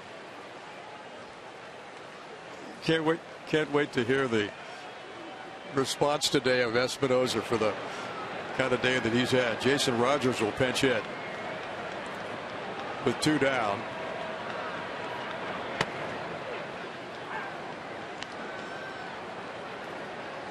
He's had balls hit to him. He's had a nice scoop at first base. Nice double. That play to force at second.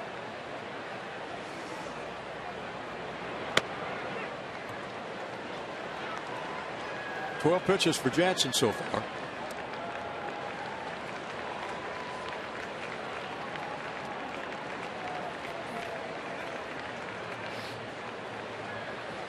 No balls and 2 strikes to Jason Rogers. That mighty close. And the count from Casey Jansen now 1 ball and 2 strikes. Joe Ross and out away from getting his first major league win in his second major league start.